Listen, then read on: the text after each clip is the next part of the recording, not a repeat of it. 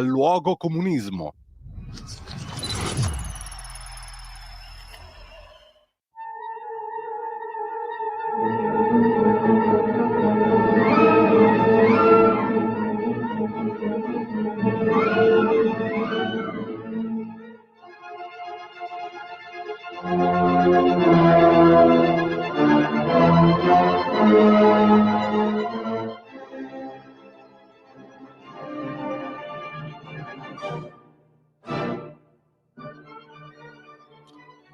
Buongiorno a tutte le teleascoltatrici, teleascoltatori, ben trovati, ben trovato anche a Carlo Cambi. Quest'oggi siamo in collegamento telefonico. Carlo Cambi in itinere, in viaggio. Buongiorno Carlo, buona giornata a te, grazie. Buongiorno Cardinal Cainarca, che piacere ritrovarla dopo il conclave. Come va? Come stai Carlo? Ma come vuoi che vada, va come vogliono che vada. Io oggi me la godo perché sono in viaggio verso il castello di Nipozzano, e cioè una delle più belle cantine esistenti in Toscana, che sarebbe quella uno dei tanti possedimenti dei Marchesi dei Frescobaldi, castello del 1100, immerso dentro il Mugello. Castello di Carlo? Nipozzano, come Nipozzano. Napoli, Nipozzano, sì. Chianti Rufina, che è un Chianti un pochino più selvaggio rispetto a quello che di solito siamo abituati a bere come il Chianti classico, ma è straordinariamente bello quel territorio, ti posso assicurare. Ma sai che io stavo cercando su Google le immagini e sono già stregato, perché mi sono venute fuori delle foto meravigliose. Appunto, è un posto stupendo. Nipozzano Frescobaldi. Sì. Vabbè, senti Carlo, solo l'invidia diciamo è un ottimo motore per far partire la nostra trasmissione in primo luogo. Stamattina invece tu ti sei occupato di magistrati, di magistratura democratica, sì, lo dico... I miei amici togati. Sì. Di magistratura democratica. Una volta di più ti domandi come si fa a fidarsi di loro, che hanno fatto propaganda per i referendum uscendone malconci, nonostante quello che dice il capo dello Stato, che bisogna essere irreprensibili anche nell'uso dei social media. Beh, insomma, sono tutte cose che sappiamo, no? Però le cose... Sì, ho capito, le sappiamo, però ho capito, repetita iuvant, penso, ma la cosa che mi stupisce, sai qual è? Quale? È che veramente dal Quirinale, cioè dal presidente del CSM, non è sciunchiato. Cioè, domando, ma perché Mattarella ogni 2 per 3 ci richiama alla solidarietà verso il migrante, eccetera, eccetera, che va benissimo, per l'amor di Dio, guarda, è assolutamente giusto, ma ci sono anche delle regole costituzionali. C'è l'evidente forzatura da parte di un ordine dello Stato, che non è un potere, della propria condizione per, come posso dire, mostrare una supremazia morale. Non ho capito qual è il... No, poi c'è allora uno dice... Prego. No, stavo dicendo, poi tu poni un problema molto concreto, no? E chiami in causa il Presidente della Repubblica, perché dopo la propaganda che hanno fatto i magistrati, specie di magistratura democratica, per abolire le attuali norme sul lavoro, no? I 4 quesiti referendari più quello sull'immigrazione. Allora, se io sono un imprenditore, un domani, e vado a processo di fronte a un giudice del lavoro che è esponente di magistratura democratica, non me la devo vedere tanto tranquilla, non c'è quell'imparzialità di cui si parla, no? Anche perché tieni presente che il richiamo di Mattarella è il giudice deve essere, ma deve anche apparire imparziale. Quindi nel momento in cui tu firmi un documento, anzi no, diventi promotore di un referendum sulle leggi sul lavoro, attento, affermando che sei contro una legislazione iniqua, che è ancora più grave, perché non è semplicemente dici, sai, io penso che il lavoro sia un connotato, peraltro in Costituzione c'è scritto l'Italia è una repubblica fondata sul lavoro, quindi uno a occhio dice vabbè, magari il magistrato si preoccupa della tenuta costituzionale. No, tu mi dici nel manifesto che firmi che c'è una legislazione iniqua sul lavoro, ok? Io, datore di lavoro, tengo di fronte a te a legge vigente e non posso pensare che tu stia lavorando con la tua sentenza per cambiare questa legislazione che ritiene iniqua. E io che faccio? Appunto. E il presidente fa un po' come il conte zio, tu scrivi, cioè troncare, sopire. Capito? L'ha già fatto con Palamara quando si è trattato dello scandalo della giustizia. Che ha fatto il nostro amato presidente? Tutto sotto il tappeto, arrivederci, grazie. C'ho una galleria, se casca mi richiamate. Sì, capito? Sì, certo. Quindi la domanda è, ma a questo punto non è il caso che tutto il casino che sta raccontando, no? Tipo, preparazione delle carriere, bla bla, l'attentato alla magistratura, non è il caso che i magistrati si guardino allo specchio, si facciano una domanda e, come direbbe Marzullo, si diano ancora risposta? Sì, ma tra l'altro tu citi in conclusione del tuo articolo appunto Luca Palamara, no? Il caso Palamara alla fine è finito in nulla, diciamo così, da un punto di vista pratico. Col povero Palamara, povero tra virgolette, Palamara, cacciato dall'ordine giudiziario, e poi solo lui, il vicepresidente del CSM tipo Legnini, i presidenti di commissione delle nomine del CSM, tutto va bene, l'unico che paga è Palamara. No. Poi non si è cambiato il sistema di elezione del CSM, non gli va bene il sorteggio. No. Questi si sono affermati non come ordine ma come casta, e come casta pretendono di fare come caspero gli pare, e secondo me in democrazia non si può, ok?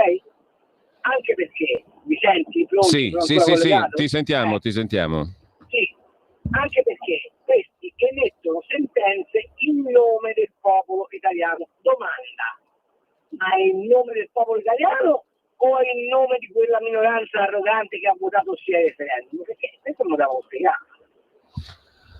Allora, Carlo, mentre tu parlavi mi veniva in mente per associazione di idee un'altra questione a proposito di indagini, di inchieste, di cose losche. Avrai visto che la famosa indagine sul caso Equalize, no? Gli spioni a Milano, eccetera, eccetera. Allora, Enrico Pazzali, che era uno dei protagonisti tra gli indagati, è tornato tranquillamente presidente della Fondazione Fiera. Sembrava che ci fosse sotto chissà cosa, adesso che fine ha fatto quell'indagine lì? Io non ho capito più nulla di quell'indagine.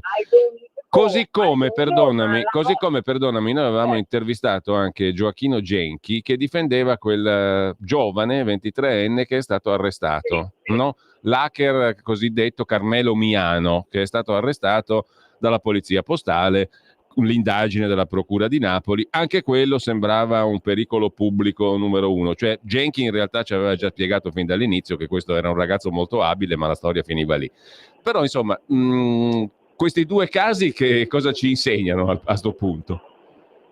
Allora, due cose. Uno, che sicuramente Pezzali ha in archivio delle cose che non consentono che lui sia toccato, perché ragazzi, io mi ricordo che ero giovane, ma ero bambino, che ci fu un famoso scandalo SIFA tirato su dalla scarpa, e poi si capì che era una mezza truffa. Ma detto questo, la stampa, il mainstream della stampa, non si è mai guardato, si è ben guardato, scusami, dal incalzare su questa storia, perché evidentemente nei dossier del signor Pezzali o dei suoi dipendenti, perché via sei, come ha sempre detto, che non ne sapeva niente di questi traffici, che questi facevano tutti per conto loro, lui aveva messo su soltanto una società di consulenza, evidentemente c'è della roba che non si può dire, e conviene che non si dica probabilmente a tutti gli editori italiani, perché altrimenti non me lo spiego. E non mi spiego nemmeno come il Comune di Milano, socio della Fondazione Fiera, sempre per la trasparenza, sempre per gli oppressi contro il razzismo, fascismo, eccetera, non abbia detto un fiato. Ok? Tutte che abbiamo detto un fiato, a me no. Allora vorrei capire questa storia io. Però, guarda caso, si parla soltanto di 2 casi di spionaggio, e cioè quello di Carcellolato, perché così la sinistra ci può fare rimettere sopra, e Casarini. Soltanto di questi 2 si parlano. Ieri addirittura sull'Avvenire, se non mi ricordo male, c'era un commento del cappellano della migrante sodale di Casarini, che si lamentava che anche lui era stato controllato, eccetera, eccetera. Cosa stanno cercando di fare? Stanno cercando di dire che con Paragon, per esempio, il governo aveva un contratto e dava al governo l'ordine di chi spiare, che non è vero, perché a Scopasi è stato dimostrato che non è così.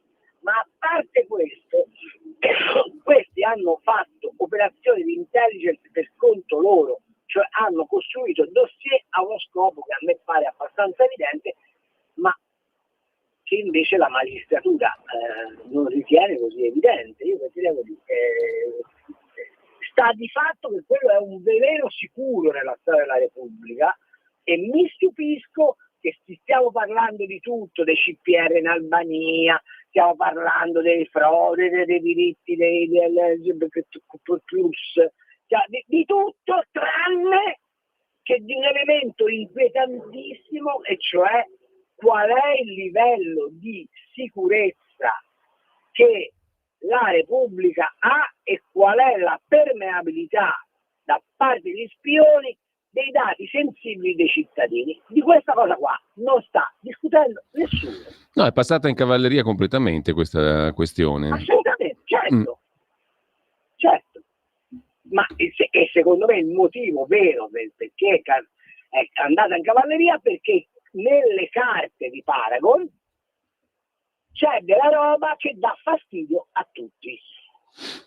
Okay? Carlo, intanto ci scrive... È la stessa storia, il 16esimo, è la stessa storia di Garlasco. Ecco, appunto, ti stavo chiedendo anche un'opinione su questo, perché stiamo assistendo a un'operazione anche mediatica straordinaria lì sulla vicenda di Garlasco. Cosa ne tiri fuori da lì, Carlo? Intanto che bisognerebbe che il CSM o Nordio, una commissione di giustizia di inchiesta su quello che succedeva alla procura di Pavia, la facesse, perché a me pare manifesto che lì ci sono state delle deviazioni delle indagini, non può essere tutto maldestro, capito?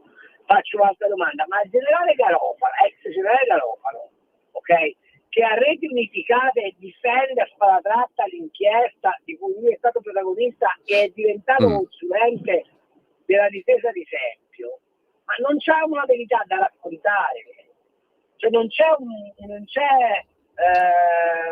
qualcuno che gli va a chiedere scusi, ma come l'avete fatta queste indagini? Perché parliamoci chiaro, noi sappiamo per sentenza passata in giudicato che Stasi è l'assassino, ok? Sì. È un assassino che peraltro si è preso 16 anni, voglio dire. Quindi tutta sta convinzione che lui avesse ammazzato veramente non è che ce l'avevano, No, per lui valeva quello sceno detto, per lui no, poca colpa, poca pena. Esatto. E quindi vabbè. Però questo poveraccio sta in galera da 16 anni, ammettiamo per un caso qualsiasi che sia innocente. Questo ci costa 6-7 milioni ai cittadini italiani. E chi paga? E poi si dice le sorelle K, le gemelle K, il padre della K, poi viene fuori i riti satanici, i balletti verdi, i balletti gialli, la copertura della chiesa. Insomma, ci sono troppi elementi che fanno propendere per il fatto che l'omicidio di Chiara Poggi per un verso o per l'altro potesse scoperchiare una pentola che doveva rimanere penticellata. E E più che andarsi a cercare se è esempio o non è esempio l'assassino, lo dico perché è l'unico indagato da una nuova inchiesta, a me da cittadino quello che mi interessa di più è capire se quegli uffici giudiziari e quella polizia giudiziaria era o non era trasparente, gestiva o non gestiva. Però Carlo, questa operazione verità, trasparenza, tra virgolette, chi deve farla se non il ministero, il governo, gli ispettori? Perché francamente io dei giornalisti non mi fido per fare un'operazione di questo tipo. Nemmeno io. Cioè se tu... Però la domanda che io ti faccio è, se c'è un governo di centrodestra, no? E c'è un governo di centrodestra, dovrei percepire un cambio di passo rispetto a queste connivenze, sì o no? Io direi di sì. Lo sto percependo? Io no. Io direi di no. E questo è il punto, però è un punto importante, no? Perché poi tu hai un bel cianciare di...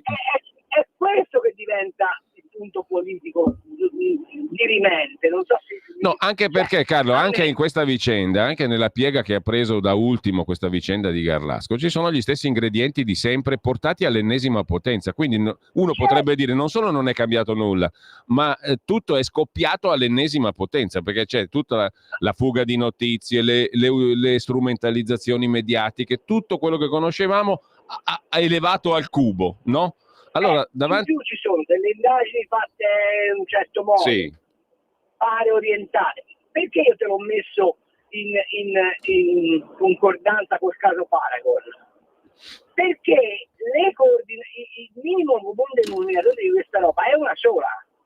C'è una parte oscura dello Stato, o perlomeno accanto allo Stato c'è una parte oscura, rispetto alla quale quelli che governavano prima avevano probabilmente interesse a mantenerla, noi dovremmo avere l'interesse a smontarla. Perché poi è inutile che ti meravigli che i presidenti della Repubblica danno l'incarico a quelli che non vincono le elezioni per convenienza. Per convenienza istituzionale intendo, vorrei che fosse chiaro. Per forza, perché se c'è la possibilità del ricatto e controricatto sottostante, il Presidente della Repubblica fa un quieta non muovere, o perlomeno mi garantisco attraverso il mantenimento di quel potere e non ho problemi. Senti Carlo, siamo ancora, c'è la pausa adesso, però ti anticipo una domanda, ma siamo, adesso ci fermiamo un minuto, però siamo ancora dalle parti di Mino Pecorelli e di OP, secondo te? Intanto probabilmente in maniera meno volgare e meno sguaiata e più sofisticata, ma sì. Allora, ci sentiamo tra pochissimo, intanto una piccola pausa. Stai ascoltando Radio Libertà, la tua voce libera, senza filtri né censure, la tua radio.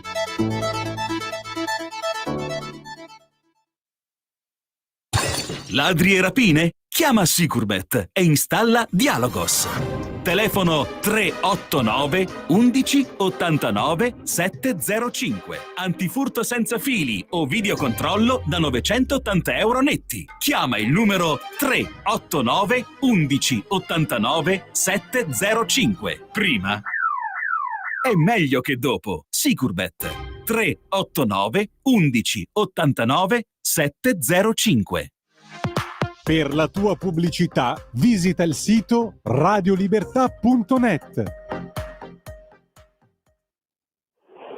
Allora, ci risiamo di nuovo in collegamento con Carlo Cambi. Dicevo prima, Carlo, siamo di nuovo dalle parti di Mino Pecorelli. Tu dicevi in maniera meno sguaiata, meno volgare. In che senso? È più sofisticata, perché Pecorelli era un ricattatore di bassissima lega che preparava dei dossier e poi andava in faccia alla gente e gli diceva o mi dai quattrini o mi dai potere o pubblico, ok? Ma allora poi tra l'altro questo pubblico era limitato a che cosa? Al fatto che se tu leggevi OP sputtanavi Tizio Caio, ma con una cassa di risonanza molto relativamente incidente, no? E tuttavia i politici si sa che hanno sempre una gran paura della cattiva stampa. Oggi tu hai a disposizione degli strumenti di diffusione di fatti, di calunnie, di chiamali come ti pare, di straordinaria efficacia e di eccezionale diffusione, no? Pensa, se io monto un TikTok, su X, su Facebook, posso farla qualunque, su Instagram posso farla qualunque, no?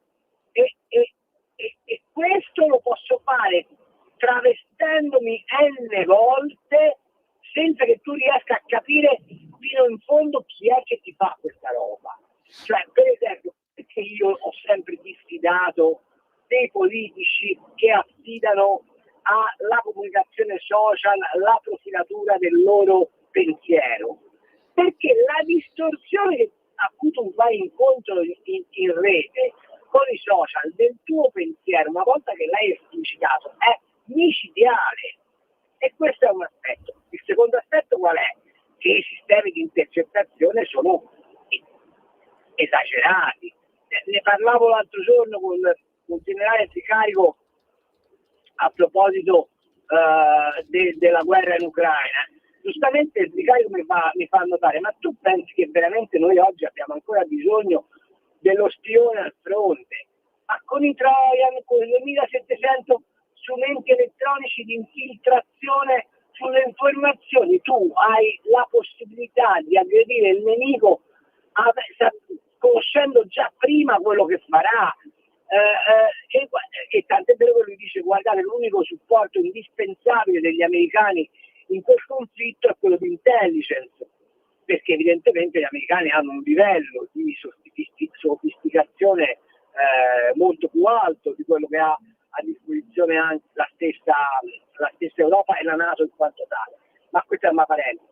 Ma voglio dirti, di fronte a questo tipo di evoluzione tecnologica dello spionaggio e del dossieraggio, tu che cosa fai?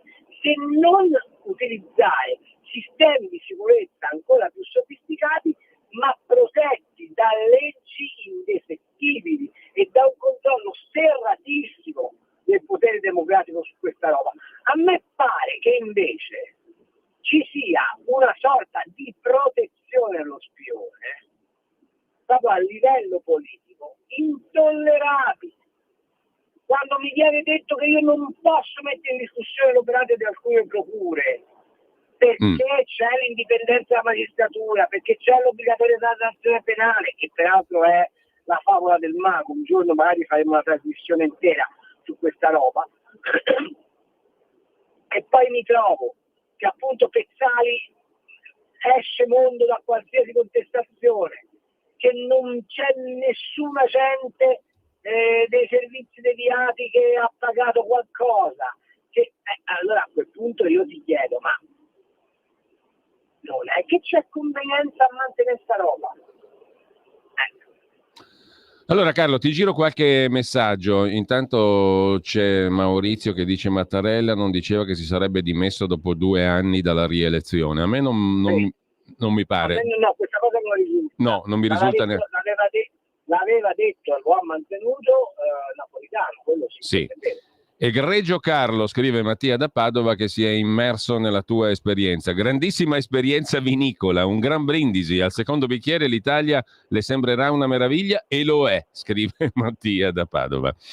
Mentre Roberto, che si definisce fedele ascoltatore e lettore di Carlo sulla Verità e su Panorama, il quesito posto da Carlo sul perché Mattarella non fa un fiato sulle dichiarazioni di magistratura democratica, nella grammatica latina sarebbe definito domanda retorica con risposta affermativa, cioè chi tocca la magistratura muore, e Mattarella viene da una terra dove ad essere mascariati dipende solo dalla volontà degli inquisitori, scrive Roberto. Sì, sono d'accordo.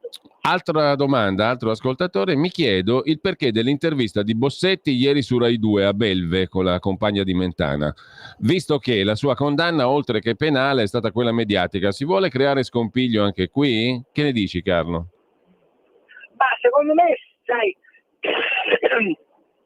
ci sono delle logiche di audience alle quali la famiglia Mentana obbedisce da sempre, che travalicano sia il buonsenso, sia l'opportunità, sia la legittimità. Secondo me Bossetti è stato ritirato fuori proprio per dimostrare che ciò che si sta facendo a Garlasco è una fantasia. Cioè una bufala, dici tu, per dimostrare che è una bufala. Guardate che sotto Garlasco non c'è solo l'omicidio della povera Chiara Porci. E perché dovrebbe interessare a Mentana sta roba? O per una serie di motivi, per esempio perché i vertici dell'Arma dei Carabinieri non hanno voglia di essere sputtanati, o perché per esempio ci sono alcuni magistrati come nel caso Erba, diciamo, no? Perché fu Mentana, ti ricordi? Ti ricordi che fu proprio Mentana a comprare, tra virgolette, insomma, a recepire, io poi so dei retroscena ma non posso dirli, comunque a recepire quella famosa chiacchierata che Rosa Bazzi fece con il dottor, con lo psichiatra Picozzi, e fu mandata in onda nella trasmissione di Mentana. E da lì divenne Le Confessioni, cosa che non era materiale, anzi, della difesa. Chissà come mai è finito a Mentana.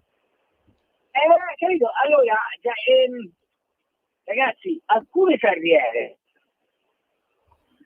vabbè, non mi fa di cose che poi dopo mi querelano, lasciamo perdere, sì, ci siamo capiti. Ci siamo capiti, Carlo. Transeat, mentre buongiorno a tutti. Transeat, però il problema qual è? È che quando tu vai al governo col centrodestra, questi Transeat li vorresti vedere, come dire, squadernati. Senti, però mi incuriosisce una cosa, Carlo. No, invece no, c'è un atteggiamento di appiattimento a questo conformismo. Ma, è questo che a me ma non è paura, perché sennò te fanno fuori anche a te, te sputtanano. Ho capito io, ma che te ne fai allora avere il 50% del consenso popolare se poi hai paura che ti fanno fuori? Questa è una buona domanda. No, però voglio fare un passettino indietro. Secondo te, quindi ieri io non l'ho vista la trasmissione in questione, dopo la vedrò. Però l'intervista della compagna di Mentana a Bossetti, secondo quindi secondo te serve a utilizzare Bossetti per dire che quella di Garlasca è una bufala e coprire quelli che hanno fatto male? Certo. Perché se tu abbi pazienza, se tu non costruisci un contrappeso su una cosa che sta montando e che attrae l'opinione pubblica, perché altrimenti non capiresti perché ormai di Garlasco si parla a reti di strade. Sì, dappertutto, dalla mattina alla sera. Vuol dire che è una di quelle robe, ma è comprensibile perché c'ha tutti gli ingredienti. Quando noi imparavamo a fare i giornalisti da ragazzini, ci dicevano che la cosa migliore che potevi trovare era sangue, sesso e soldi. Sì, le 3 S. Qui ce n'è una quarta, c'è pure Satana. C'è pure Satana, quindi voglio dire, tu capisci che si inzuppano dei biscottoni che non si dice mai. Detto tutto questo, però, si capisce che il caso emerge perché c'è qualcosa che non torna, cioè non torna nelle indagini, non torna nella ricerca della condanna ad ogni costo degli stati, non torna nei processi che hanno riguardato alcuni delle forze dell'ordine, non torna nel fatto che, guarda, ma te facci caso di una cosa. Allora, l'attuale procuratore capo di Pavia è uno dei magistrati relativamente giovani che più si è battuto sul fronte dell'antimafia al nord, ok? Sì. Quindi è una specie di idolo del mainstream progressista, ok? Perché è quello che ha scoperchiato il malaffare, perché improvvisamente, come mette le mani sulla faccenda di Garlasco, diventa approssimativo. Ma c'è può stare che un magistrato che ha avuto per le mani inchieste di una delicatezza assoluta quando arriva in una procura prende in mano quel dossier e lo fa in maniera approssimativa. La cosa che non si dice mai, non lo dice nessuna trasmissione, è che Carrasco è un di cui, ok? Carrasco non è l'inchiesta principale che il nuovo procuratore di Pavia sta conducendo. Il nuovo procuratore di Pavia sta conducendo un'inchiesta sulla procura di Pavia, tant'è vero che gli altri sono già stati mandati, non mi ricordo se a Milano o a Lodi, qual è su una vicenda di corruzione in atti giudiziari e non solo, che riguarda la precedente procura e i carabinieri, gli inquirenti e la polizia giudiziaria, no? Nell'ambito di questa inchiesta lui si imbatte anche nell'omicidio di Chiara Poggi e la prende in mano. Era l'inchiesta Clean 1 e Clean 2. Esatto. Allora, perché oggi c'è una levata di scudi contro l'inchiesta su Garlasco? Per dimostrare che questo procuratore è mosso non da un intento di chiarezza e di giustizia, ma da un intento di affermazione personale. Facci caso, mentre tutti i procuratori d'Italia alla prima inchiesta si fanno fotografare, danno dichiarazioni, dalla procura di Pavia sull'inchiesta di Garlasco non è uscito un fiato. Niente. Allora, secondo me, la posta in gioco, con tutto il rispetto e dolore per la famiglia Pioggi, tutto il rispetto per stati se è un innocente in galera, la posta in gioco lì non è Chiara Poggi, è un'altra storia. E si utilizza anche il povero Bossetti, diciamo così. Allora poi serve Bossetti per dire, vabbè, ma se volete riaprire tutti i casi, i cold case, allora riaprite anche Bossetti, guardate, siete in grado di dire che questo signore non è l'assassino. In tutto questo, è uno che ha detto: non mi spiego come il mio DNA è figlio sulle mutande della Gambiraggio, ragazzi, cioè, sì, un po' diverso. E la Fagnani gliel'ha fatto ridire. Questo per dire, guardate che il DNA di Sempio sotto le unghie della Poggi non significa nulla. In tutto questo non bisogna essere laureati ad Harvard nonostante il divieto di Trump per arrivare a capire qual è il meccanismo, cioè abbiate pazienza. Ecco, ma in tutto questo, Carlo, noto che invece di erba proprio niente, non se ne parla, quella non viene neanche utilizzata a questi scopi. No, allora parliamoci chiaro, ma rosa ho visto che valgono nell'universo mondo? Niente. E allora, date a parte che fossero liberi, che vita farebbero? No.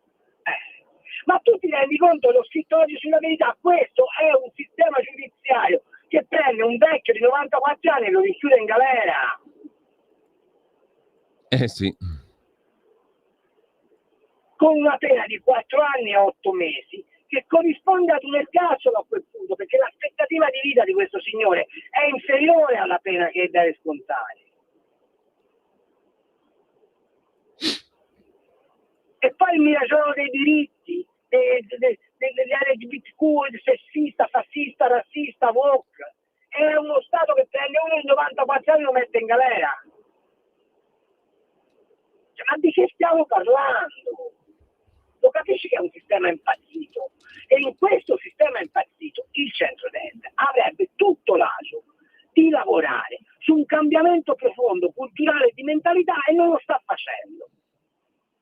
No, poi questa storia l'ex imprenditore 94enne per una condanna diventata definitiva per reati di natura finanziaria commessi all'età di 80 anni ha dell'incredibile. Sì, capito? Detenuto di 94 anni, sì, vabbè. Carlo, ci sono 2 messaggi, te li giro, poi apriremo anche le linee come al solito. Intanto un ascoltatore, Paolo da Valenza, domanda da ignorante in materia, scrive lui: ho appena ascoltato dal dottor Cambi i risultati dell'inchiesta sulla magistratura, ma è possibile che il solo a pagare è stato Palamara? E si torna sulla questione: chi può davvero agire contro tutto questo? Che è quello che dicevamo prima, Carlo. Chi può agire lo sappiamo. E se non chiedo troppo, perché non agisce? Tanta salute a tutti. Ti spiego, perché siamo un paese in cui, siccome Carlo Nordio è veneto e siccome Carlo Nordio è stato il PM che ha scoperchiato una parte di Tangentopoli Rossa, e siccome Nordio è quello che si è sempre opposto, come dire, alle intemerate di magistratura democratica, oggi si dice che è un ministro della giustizia ubriacone. Capito? E non c'è né il centrodestra nessuno che si alza e dice, come avrebbe fatto a suo tempo Violante, che oggi si pente delle cose che ha fatto da presidente della commissione giustizia. Non c'è nessuno del centrodestra che si alza e dice: se toccate Nordio ne facciamo secchi, politicamente ovviamente. Certo. La differenza sta lì. La differenza sta nel fatto che Gratteri, che è uno che ha messo in galera mezzo mondo, e l'89% delle inchieste Gratteri sono finite nel nulla, è osannato come la Madonna di Loreto. Mentre al ministro della giustizia è consentito dirgli la qualunque. Allora Carlo, c'è un'altra domanda, c'è un altro quesito. Sono diventato cattivo, ma siccome ho studiato diritto penale con uno dei massimi penalisti esistenti in Italia, cioè Tullio Padovani, che era comunista comunista, ma però ci ha insegnato, però ci ha insegnato all'università che il diritto penale nasce prima di tutto non per arrivare alle condanne, ma per migliorare la condizione umana. A me non pare che di tutto questo si tenga minimamente conto. Già.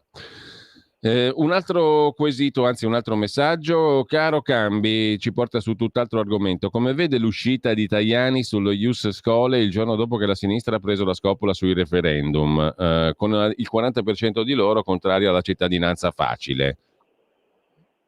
Come vedo, perché da casa Berlusconi è partita quest'ordine, perché il PPE vuole questa roba e sa perfettamente che per esempio in Germania deve trovare una via d'uscita all'immigrazione selvaggia provocata dalla Merkel, e quindi ha un problema di regolarizzare quella gente, non scoprendo il fianco all'AfD, ma dicendo li abbiamo fatti diventare tedeschi perché sono effettivamente tedeschi. E quindi Tajani, che diciamo così ha questa forte ambizione ad essere l'ago della bilancia in Europa, piuttosto che occuparsi delle faccende italiane, guarda continuamente a quello che conviene che succeda a Bruxelles, che da una parte è anche tatticamente giusto, perché oggi senza Bruxelles non fai quasi niente, ma dal punto di vista del consolidamento dell'alleanza di governo è deleterio. Allora, ti giro ancora un altro messaggio che è un audiomessaggio, quindi lo sentiamo al volo da qua. Ieri sera ho visto un pezzettino della signora Bianca Berlinguer, ma è una giornalista, è una schizzafuoco, è una... non lo so, ci fa sentire tutti colpevoli di quello che succede. Io veramente mi chiedo, ma Pier Silvio Berlusconi non la guarda mai la sua rete, i suoi canali? Perché c'è da vergognarsi come conduce quella trasmissione, quella signora. Veramente da vergogna, è una vergogna. Buongiorno, sono Elena. Allora Carlo, Elena ci parla di Bianca Berlinguer. Vabbè. C'è un detto latino che è omen nomen, cioè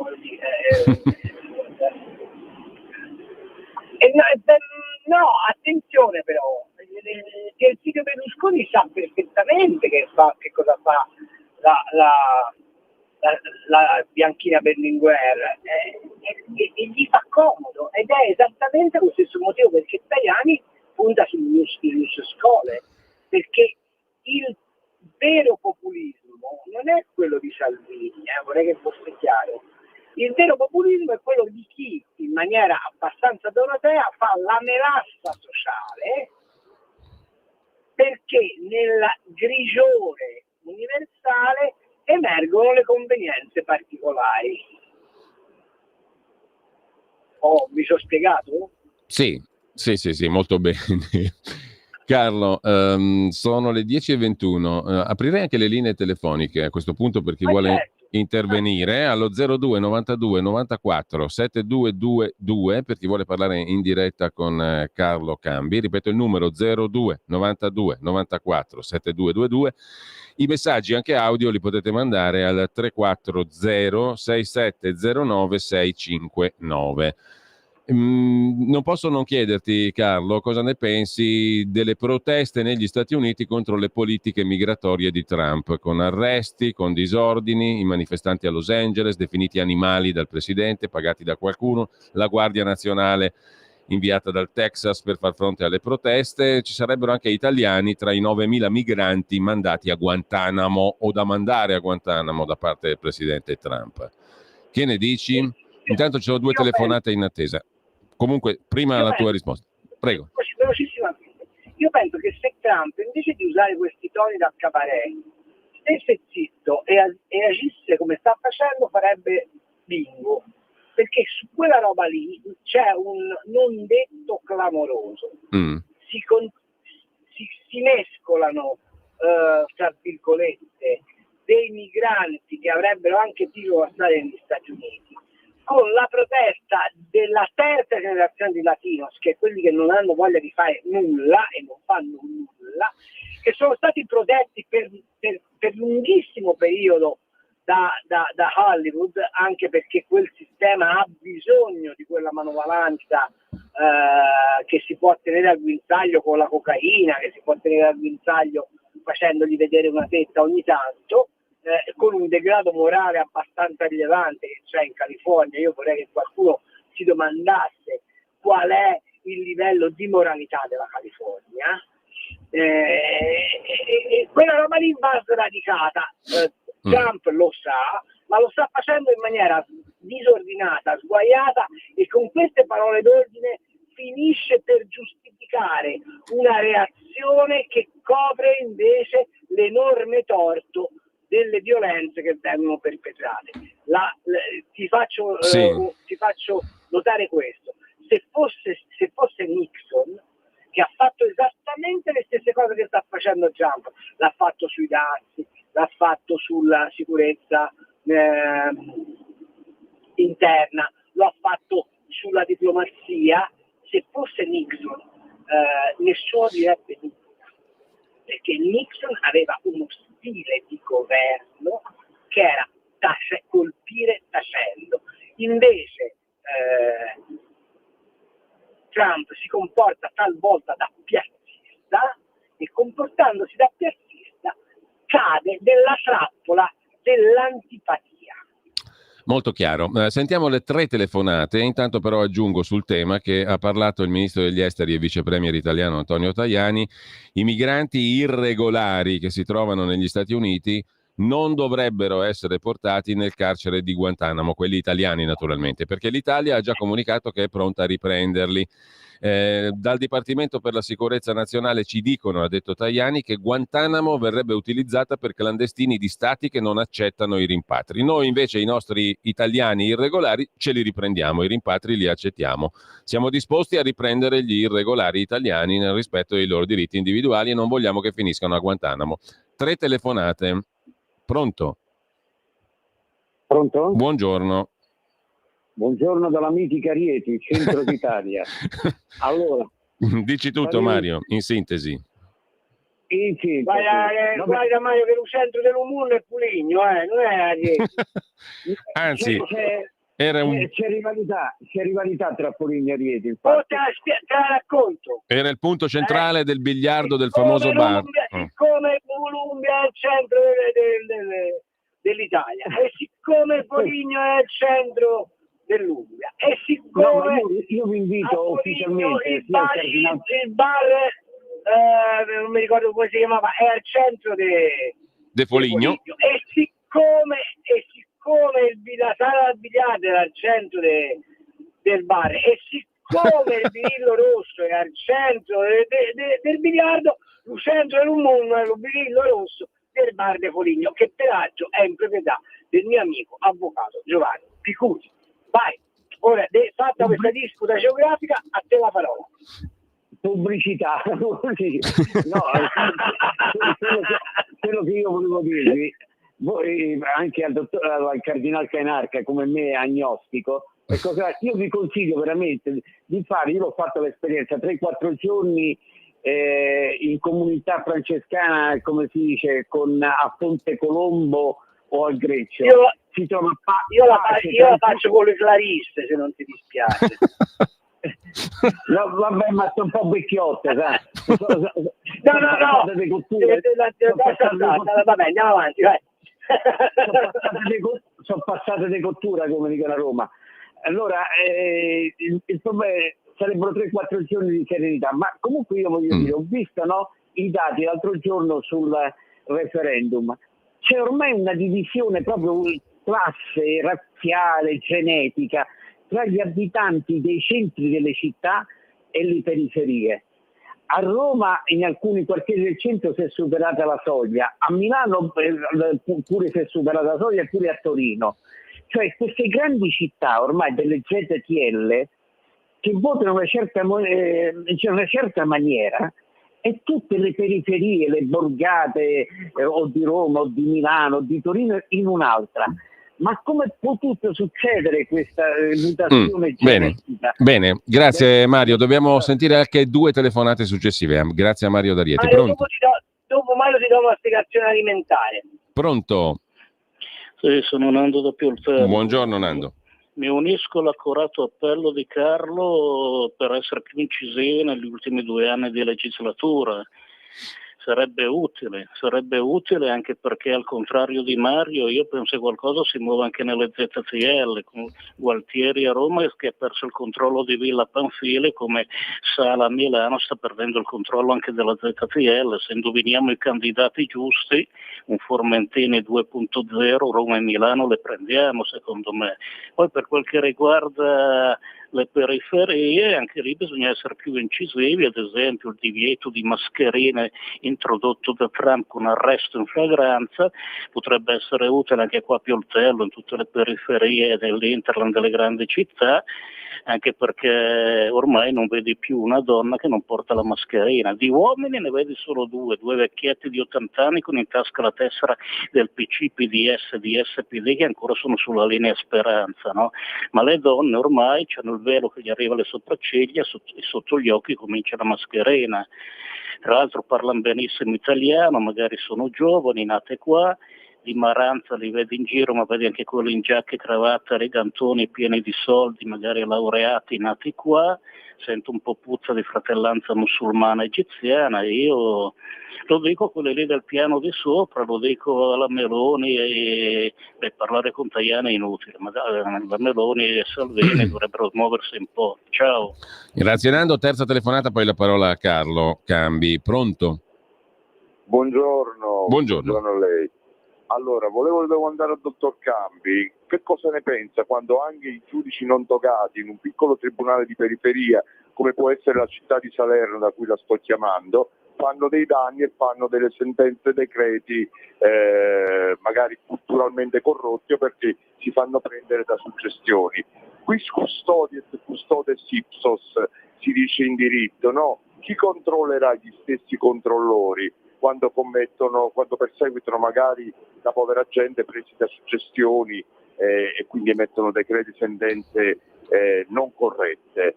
E può intervenire anche in quei casi il Ministero della Giustizia con ispettori? Grazie al nostro ascoltatore da Salerno. 10:30, spazio ad Acerbis e poi tutte le risposte da Carlo Cambi. Stai ascoltando Radio Libertà, la tua voce libera, senza filtri né censura. La tua radio. Lo amiamo perché ci offre sempre le cose più buone e naturali. Linea Alberto Acerbis! Eccoci qua, cari amiche e cari amici di Radio Libertà. Oh, l'estate è arrivata, sembra che ci siamo, sembra che qualcosa stia cambiando. Un pochettino di sole fa bene alla salute, fa bene allo spirito, fa bene a tante cose. Però in questo periodo, cari amici di Radio Libertà, cosa succede? Ma dai la bruschettina, ma dai la patatina, ma dai quello lì, ma dai quello là, e chi soffre di problemi gastroesofagei, quindi penso al bruciore di stomaco, al reflusso, alla pancia gonfia, alla cattiva digestione, all'amaro in bocca. Queste qua sono stagioni un po' particolari perché lo faccio io, lo farete anche voi, si mangia un pochettino di più, si assaggia un pochettino di più. Allora vi consiglio una cosa, però potete chiedere informazioni qui chiamando 030 68 40 408, anche perché è una produzione limitata, è un prodotto naturale gastro-free. Il nostro integratore alla bava di lumaca gastro-free per tutti quelli che hanno iperacidità, bruciore di stomaco, cattiva digestione, reflusso gastroesofageo. È una cosa meravigliosa, un successo straordinario. 59 euro in offerta stamattina, 59 euro, 3 flaconi. Per ordinarlo chiamate lo 030 68 40 408. Lo prendete prima dei pasti o dopo i pasti, ma però per queste cose non vi costa nulla. Chiamate 030 68 40 408. Chiedete di Miriam, è lei esperta negli integratori. L'abbiamo fatta studiare anche per quello, quindi vi dà delle risposte chiare e certe. Integratori non sono medicine, ma aiutano tanto. 030 68 40 408 per una primavera e un'estate un po' più bella. Oppure olioacerbis.com, andate sulla sezione integrazione alimentare. Grazie, alla prossima. Stai ascoltando Radio Libertà, la tua voce libera, senza filtri né censure, la tua radio.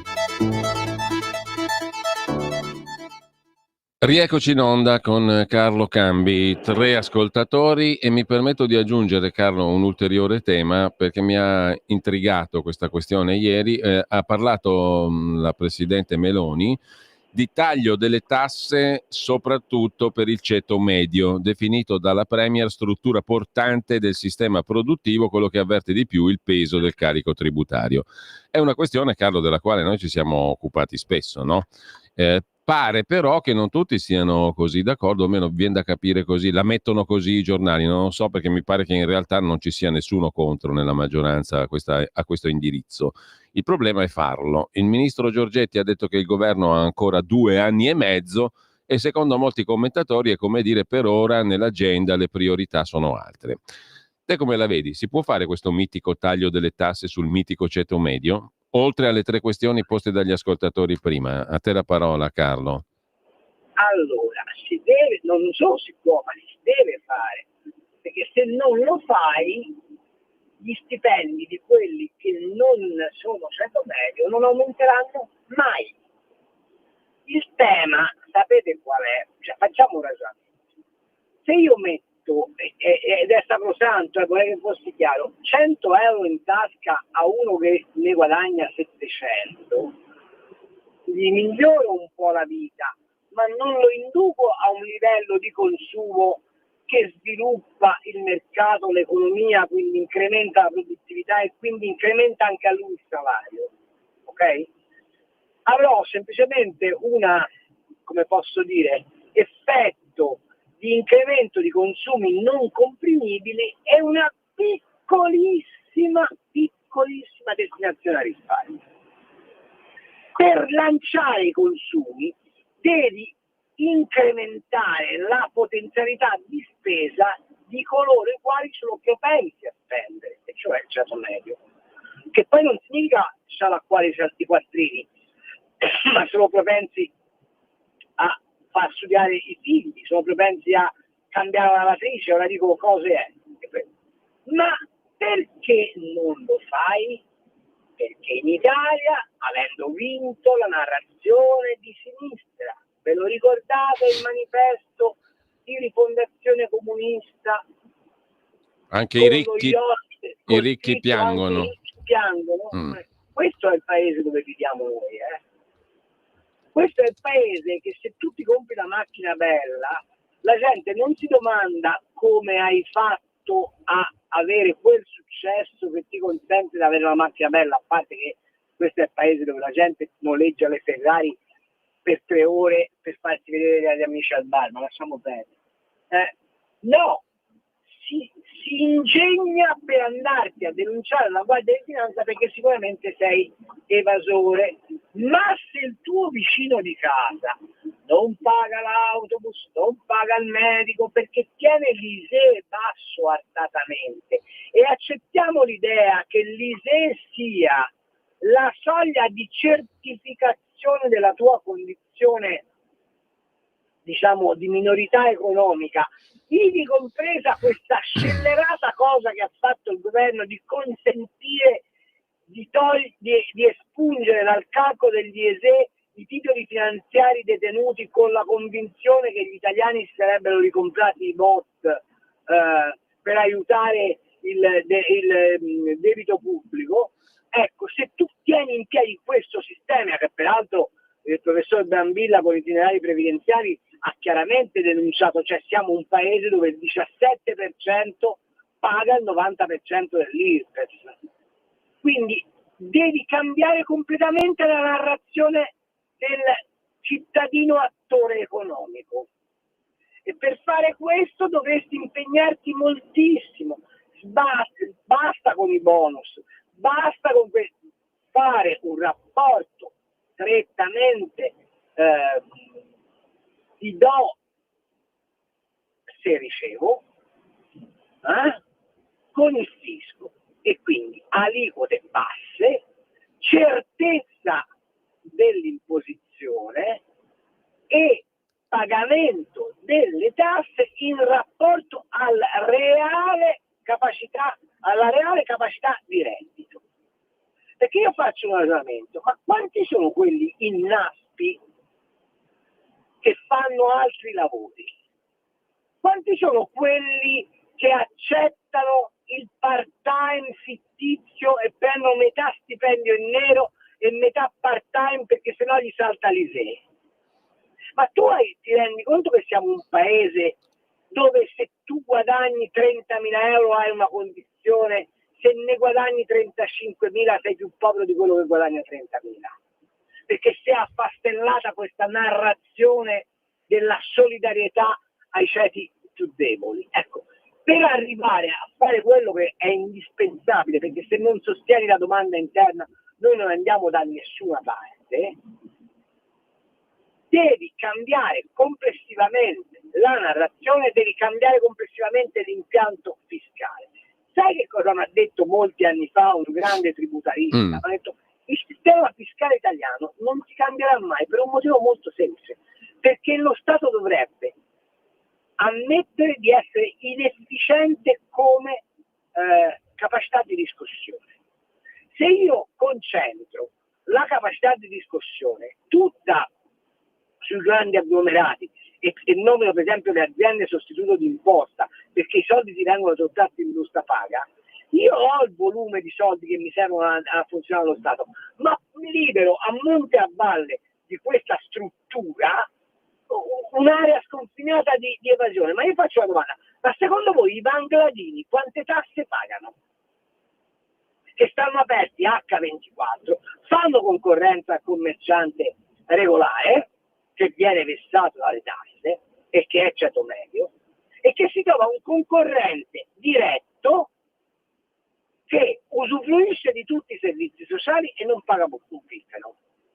Allora la domanda è: se l'evasore è sempre solo il carrozzaio, è sempre solo il professionista, è sempre solo il grande industriale nella narrazione, ma tu non vai a colpire quell'evasione diffusissima e ubiqua che siccome è fatta da quelli percepiti teoricamente come più deboli, no, lì perché gli vai a rompere le scatole, sono quelli che fanno la grande massa di evasione e che cambiano i connotati del mercato. Carlo. serve questa azione, il cambiamento di narrazione e il coraggio di dire all'Europa: io ho bisogno di restituire al mio paese un livello di benessere che ha perduto da quando è entrato in vigore l'euro, e lo faccio attraverso la fiscalità generale. È in maniera molto limpida e chiara. Abbiamo Mario Nando, l'ascoltatore da Salerno, e poi abbiamo anche altre 2 telefonate in attesa. Allora, comincio dall'ascoltatore da Salerno e gli dico tutta la mia solidarietà. I GOT sono stati uno scandalo. Voi pensate che noi abbiamo tuttora dei giudici che vengono pagati a cottimo, un tanto a sentenza, ok? Ma l'ordinamento dei GOT è tale per cui tu puoi essere avvocato in un distretto giudiziario confinante ed esercitare in quel distretto. Faccio un caso: se tu sei un avvocato di Torre del Greco e fai il GOT a Salerno va benissimo, ma la distanza tra Torre del Greco e Salerno quant'è? Quanti possono essere i clienti di Torre del Greco che radicano procedimento a Salerno perché così vengono giudicati da quello che è il loro avvocato difensore in altre cause? È uno scandalo. È uno Stato che non è in grado di avere un organico di magistrati alla sua diretta dipendenza, con tutte le garanzie ma anche con tutti i doveri che stanno dentro in capo a chi appartiene all'ufficio giudiziario. È uno Stato che ha fallito. Sì. Quindi tutta la mia solidarietà e tutta la mia indignazione di fronte ai giudici cosiddetti onorari. Faccio notare che una volta questo paese aveva i pretori, e finché ci sono state le preture il carico giudiziario era assolutamente a livelli accettabili. Fatte fuori le preture è diventato un casino allucinante, punto 1. Pioltello ha ragione, è vero, sì. Bisogna cominciare a lavorare di più sui gruppi aggregati e bisogna trovare dei candidati che siano fortemente rappresentativi di questi gruppi aggregati. La risposta al nostro amico Mario Di Rieti te la spiego semplice: se tu a uno che ha fame gli dai una fetta di mortadella, quello è contento, ma se quello ha la panza piena, ha bisogno di mangiarsi i semini, ha bisogno di diventare vegano. Ecco perché le ZTL votano per i buoni sentimenti, per il mainstream, perché non hanno il problema del bisogno immediato. Carlo, 2 telefonate e poi 5 messaggi. Sentiamo le telefonate, pronto? Sì, pronto, buongiorno. Buongiorno a lei. Buongiorno.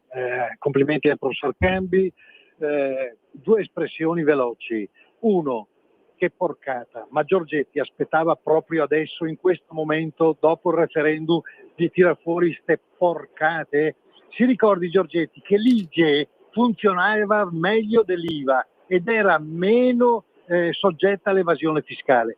Punto 2, sulla questione dei referendum, non ho sentito giornalisti politici dire che, a parte il 5° referendum della cittadinanza, gli altri 4 perché hanno ottenuto l'80 e oltre per cento? Ovvio, perché anche gli elettori di destra mica sono deficienti e si fanno mettere la testa sotto i piedi dai datori di lavoro che quando vogliono li licenziano. Anche gli elettori di destra hanno votato a loro favore, è ovvio, non hanno votato per Landini e tutta la compagnia di piromani afghani. Ha capito il punto? Grazie professor Cambi e complimenti. Saluti ad Antonello, sentiamo l'altra telefonata. Pronto? Pronto? Pronto? È caduta. Forse è caduta, sì. Chiedo no, c'è. La regia mi dice che c'è. Pronto? Pronto? Buongiorno. Buongiorno, mi chiamo Dario e chiamo da Valdobbiadene. Sì. Vorrei fare 2 domande al dottor Cambi, no? Allora, la prima è quando è che l'Italia dovrà cominciare a restituire i soldi del PNRR, compresi gli interessi? Perché soldi per abbassare le tasse, forse una volta pagati quelli, ne rimangono gran pochi. Seconda domanda. Nessun governo dovrebbe, in teoria, aumentare le tasse è una vergogna per ogni governo. Allora continuare a mantenere le sanzioni alla Russia e non poter comprare il suo gas e pagarlo 7-8 volte il prezzo che era prima vuol dire pagare 7-8 volte anche l'IVA che viene calcolata e quella è una tassa che lo Stato italiano, continuando a mantenere le sanzioni alla Russia, soprattutto sul gas, continua a imporre ai suoi cittadini, tasse di cui pochi parlano. Vorrei sapere l'opinione del dottor Cambi in questo senso. Grazie. Bene. Grazie anche a Dario. Prego Carlo. Allora, per quanto riguarda la prima questione, sono anch'io d'accordo che dentro il voto sul lavoro ci sia una percentuale non irrisoria di elettori, diciamo così, di centrodestra. Secondo me più o meno è la differenza che c'è sul referendum di cittadinanza, quindi un buon 20% di quei sì sono di elettori di centrodestra, per quel che riguarda il referendum sul lavoro. Per quel che riguarda IVA, ICE di Giorgetti, secondo me Giorgetti ha una prima grande preoccupazione e vi spiego quella che è, ed è che la Germania a un certo punto faccia valere il patto di stabilità in maniera rigorosa per riconquistare la leadership burocratica, visto che sta perdendo la leadership economica, e quindi Giorgetti non vuole prestare il fianco ai frugali per mettere sotto accusa quella strategia di alleanza che l'Italia sta portando avanti con i paesi balcanici. Capisco che è difficile da accettare come ragionamento per chi tutti i giorni deve fare la spesa, e il primo a non comprenderlo sono io, perché io vorrei che questo governo avesse il coraggio di fare la totale rivoluzione fiscale. Però capisco anche queste ragioni, tra virgolette, di diplomazia economica che spingono Giorgetti alla cautela. Qual è il ragionamento? È che forse Giorgetti, che non parla mai, dovrebbe continuare a non parlare, è un po' l'effetto Trump. Cioè dovrebbe continuare a fare quel lavoro da formichina che ha fatto fino adesso, evitando di dire che non gli va bene o non vuole fare. Lui deve dire che vuole fare, dicendo sempre all'interno delle compatibilità di finanza pubblica. Questa è la formuletta magica che hanno usato tutti i ministri dell'economia, che da una parte dice ma io politicamente ho questa volontà, è che tecnicamente faccio fatica a tradurla. Questo dovrebbe essere l'atteggiamento. Quanto all'energia, sì, è un problema serio, non credo sia solo un problema di sanzione alla Russia, è un problema di aver ceduto per anni all'idea, che ancora c'è in Europa, che con le rinnovabili si poteva fare la qualunque. In realtà senza il nucleare non si va da nessuna parte. Ha ragione Pichetto Frattin da questo punto di vista, solo che anche Pichetto Frattin fa i proclami ma non mette mano agli investimenti, e lì bisognerebbe avere il coraggio di andare a Bruxelles, fare un'alleanza con altri paesi e dire sapete che no c'è, adesso invece del ReArm facciamo il ReAtom, nel senso che quei soldi, il debito comune, lo mettiamo a disposizione per l'indipendenza energetica dell'Europa, e guardate che sarebbe un'arma anche strategicamente fondamentale, perché noi o dalla Russia o dall'Azerbaijan o dai paesi del sud del mondo o dall'America comunque abbiamo un guinzaglio energetico che non ci consente di avere una politica europea totalmente autonoma. Allora, c'è la questione del PNRR, il debito da restituire. Il PNRR lo dobbiamo restituire a partire dal 2006 in 30 anni, compresi gli interessi. Come sapete 2/3 della cifra che abbiamo attinto, quindi 200 miliardi sono più o meno 130 miliardi, li dobbiamo restituire con interessi, mi pare, del 3%. Allora, ci sono altre 2 telefonate, poi ti giro però anche i messaggi, siamo arrivati alla conclusione della puntata. 2 chiamate online, pronto? Sì, pronto, buongiorno, sono Giampaolo Bernasconi da Como. Buongiorno. Buongiorno entrambi. Senta, io volevo dire, io pagherei anche volentieri le tasse se solo lo Stato mi proponesse dei servizi pubblici decenti. Io sono di Como. Como è famosa per le ville, per Villa Est, per i calciatori, per George Clooney. Poi abbiamo un tribunale che è uno dei peggiori in Italia per la lentezza delle cause, un carcere che è uno dei peggiori in Italia per il sovraffollamento, e 3 anni fa il campus universitario ha fatto scappare il Politecnico di Milano, l'ha fatto andare via, e in più ci accapigliamo per lo stadio di calcio. Quindi questa è la situazione italiana. Poi volevo dire una cosa sull'Europa.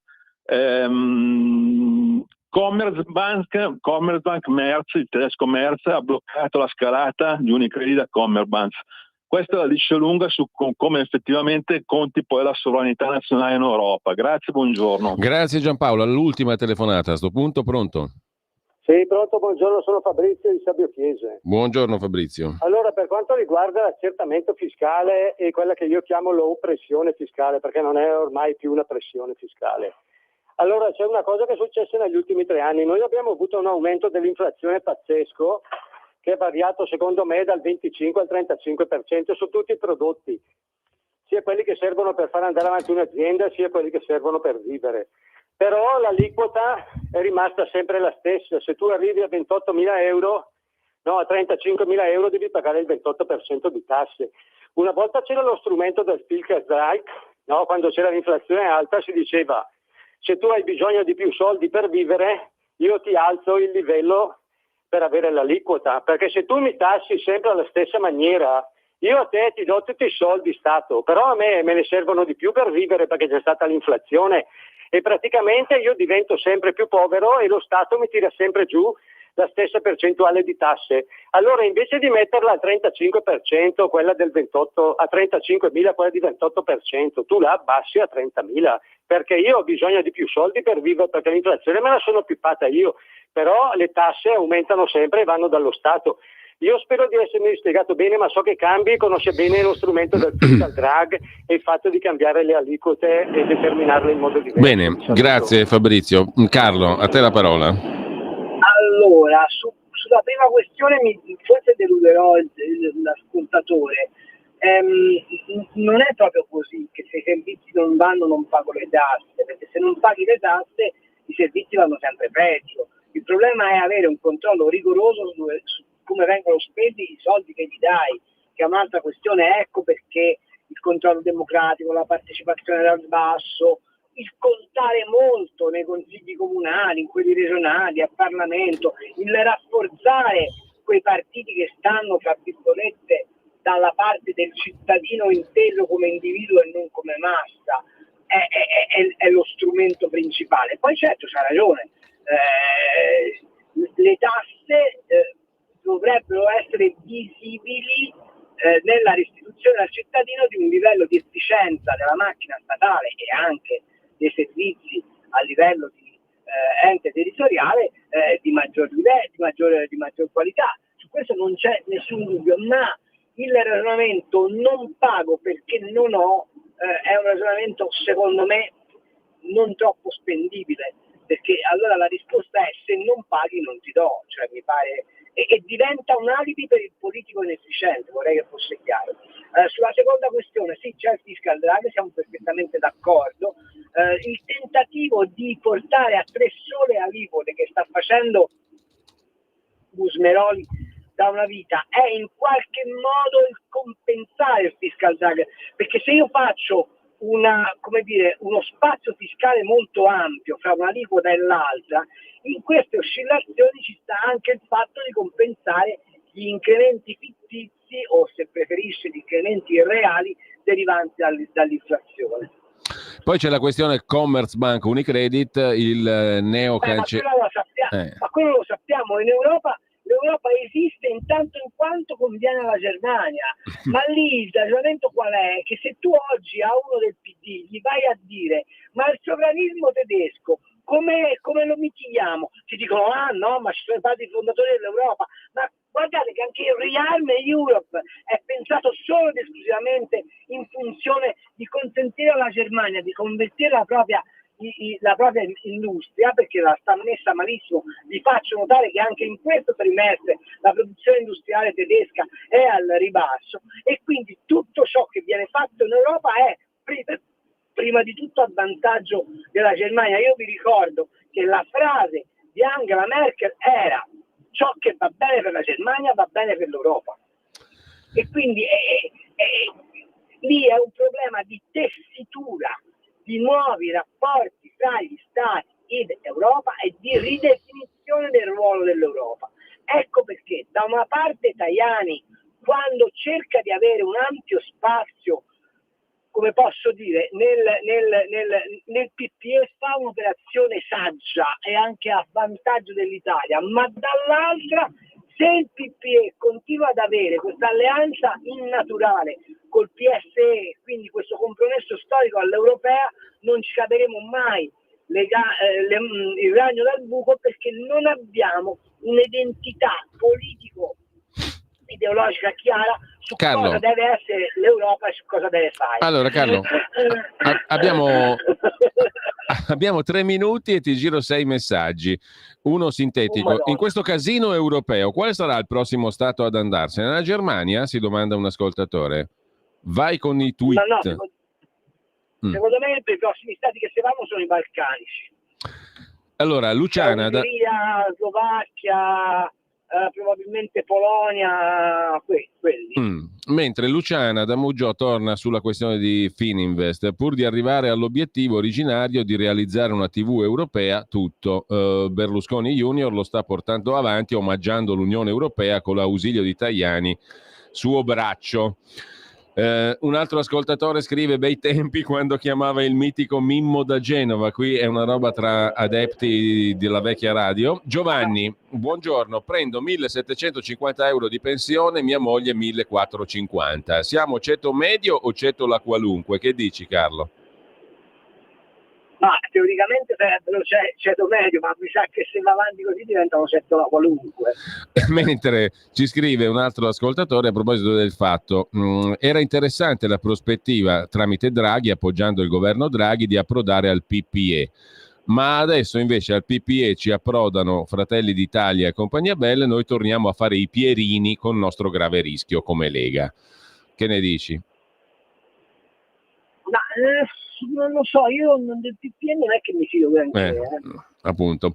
Mentre... Perché il PPE con Weber è a totale trazione tedesca e non fa altro che allungare quella filiera di cui vi dicevo prima, che se ci fate caso, cioè Weber, Ursula von der Leyen, Merz, sono 3 tedeschi che fanno un unico interesse, quello di Berlino. Quindi secondo me il tema non è tanto dove stai, anche se secondo me sarebbe preferibile che invece la Lega entrasse nell'ECR e costringesse la Meloni a non convergere verso il PPE. Allora, ce n'è uno sintetico, un messaggio che è una sentenza, ringrazio perciò Rita, adoro la rubrica con Carlo Cambi, punto. Mentre il nostro amico... A questo punto noi diciamo adoriamo Rita. Certo, e mi associo. Mentre Gianni da Genova ci manda un libro del quale parlammo tanto tempo fa, lui l'ha comprato e se l'è letto, è un libro interessante, Il viaggio in Italia di Mikhail Bakunin, il leggendario anarchico, che scriveva tra le altre cose: lo Stato italiano è disastroso e disastrato, si mantiene a stento solo schiacciando il paese sotto il peso delle imposte. E quel tanto di ricchezza che rimane a quest'ultimo serve a foraggiare quella vasta congrega di persone, virgolette, integerrime, dedite a depredare con sistematicità la povera Italia. È questa casta che incarna il processo di unificazione e il galoppante centralismo statale, dato che questo centralismo significa grandi affari, grandi speculazioni e furti colossali. Così parlava Bakunin, mentre Luca da Brescia, ce lo ricorda il nostro amico. L'ha detto un po' prima Giuseppe Mazzini. Comunque salutiamo anche Gianni da Genova e chiudiamo con Luca da Brescia. Un parere chiedo da Carlo: se nell'auspicata trasformazione dello Stato italico in confederazione pensa, questo ti riguarda come confratello Carlo, che la massoneria inglese possa accettare senza batter ciglio il fatto che i suoi adepti che governano e presiedono le istituzioni dello Stato italico abdichino in nome di un risanamento profondo della penisola italica? Questo è un quesitone. A me che i massoni governino l'Italia non mi risulta, anche perché le do una notizia, se non ricordo male ora il vertice della massoneria è calabrese, quindi no, mi pare una roba da fantasy. Poi diciamoci la verità, la massoneria di oggi è un livello talmente basso che Senti Carlo, non credo che abbia questa capacità di incidenza. Chiudo. Una cosa però è vera. Scusami, sì, prego. Una cosa però è vera, che ci sono molte resistenze all'incremento, diciamo così, del federalismo derivanti dai gruppi organizzati, ma vale per il CONI, ma vale per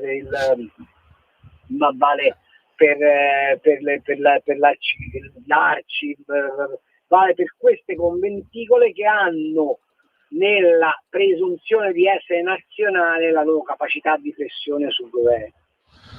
Allora, chiudo con una notizia che sta aprendo in questo momento l'agenzia ANSA, prima notizia di questo momento, e viene dalla Toscana. Ne ha parlato l'associazione Coscioni, primo caso di suicidio medicalmente assistito in Toscana dopo l'approvazione a febbraio della legge regionale su tempi e modalità della fine vita. Il tema lo sta riprendendo anche il governo, peraltro, che aveva però impugnato la legge toscana. Il 17 maggio il signor Daniele Pieroni a Siena ha scelto con lucidità di porre fine alla propria vita grazie alla sentenza 242/19 della Consulta e alla legge toscana. Questa è la notizia che apre l'ANSA in questo momento.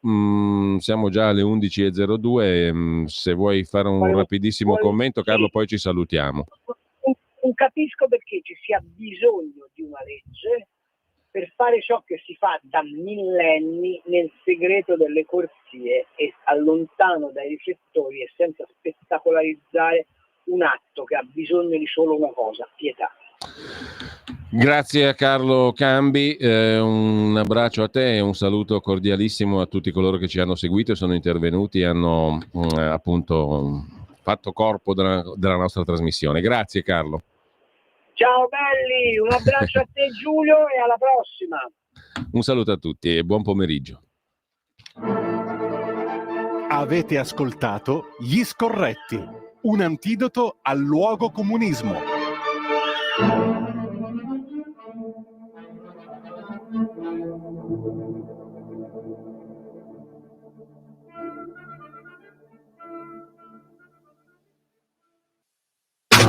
Stai ascoltando Radio Libertà, la tua voce libera, senza filtri né censura. La tua radio.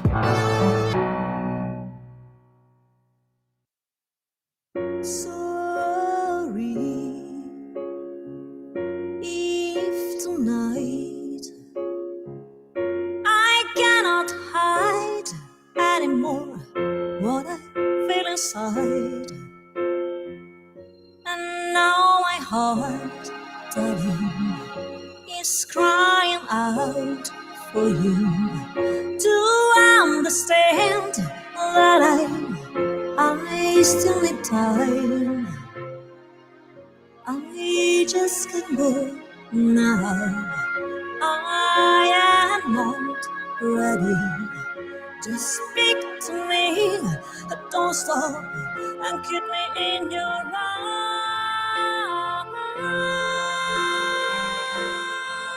Oh yes, I know it wasn't meant to be so, but nothing more than just a crazy game. Oh, it's all your fault.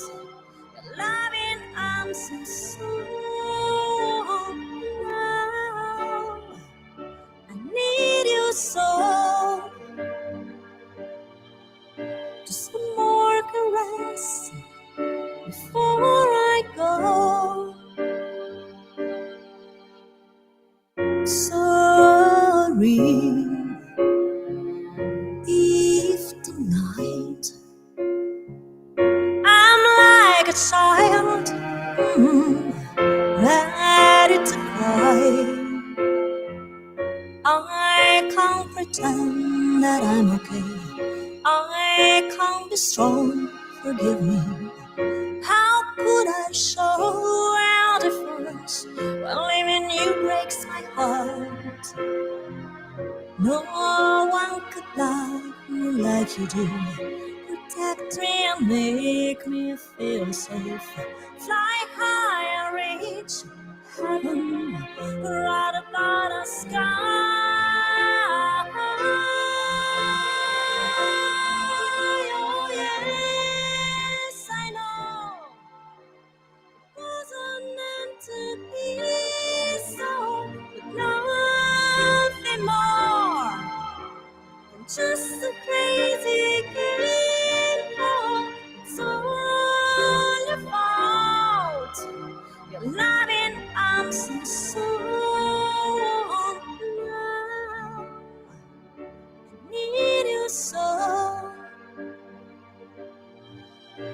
one more caress before I go. Na na na na na na na na na na.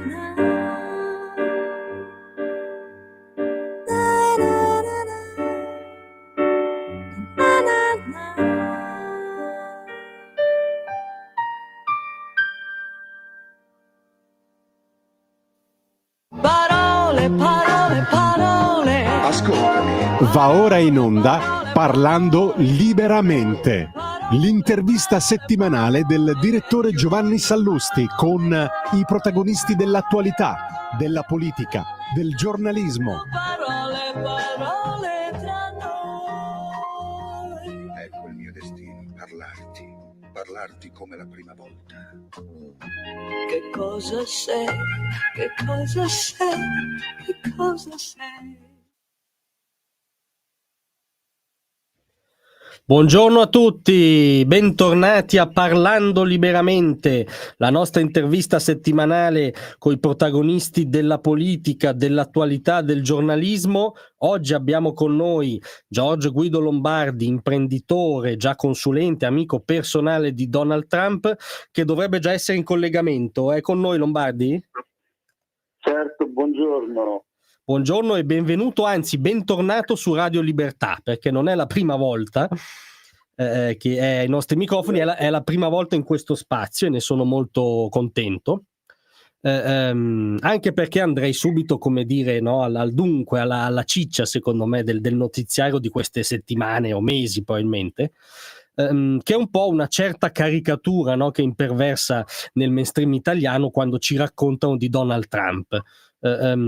Caso di scuola i dazi, l'ultimo in teoria, diciamo, ad ora sviluppo sono i dazi sull'alluminio e il ferro del 50%, ma in generale si affronta sempre questo problema col criterio dell'isteria, no? Come se la chiave di lettura per le azioni di Trump sia clinica, no? Psicanalitica. Vabbè, è uno così che si sveglia alla mattina e sale e scende coi dazi.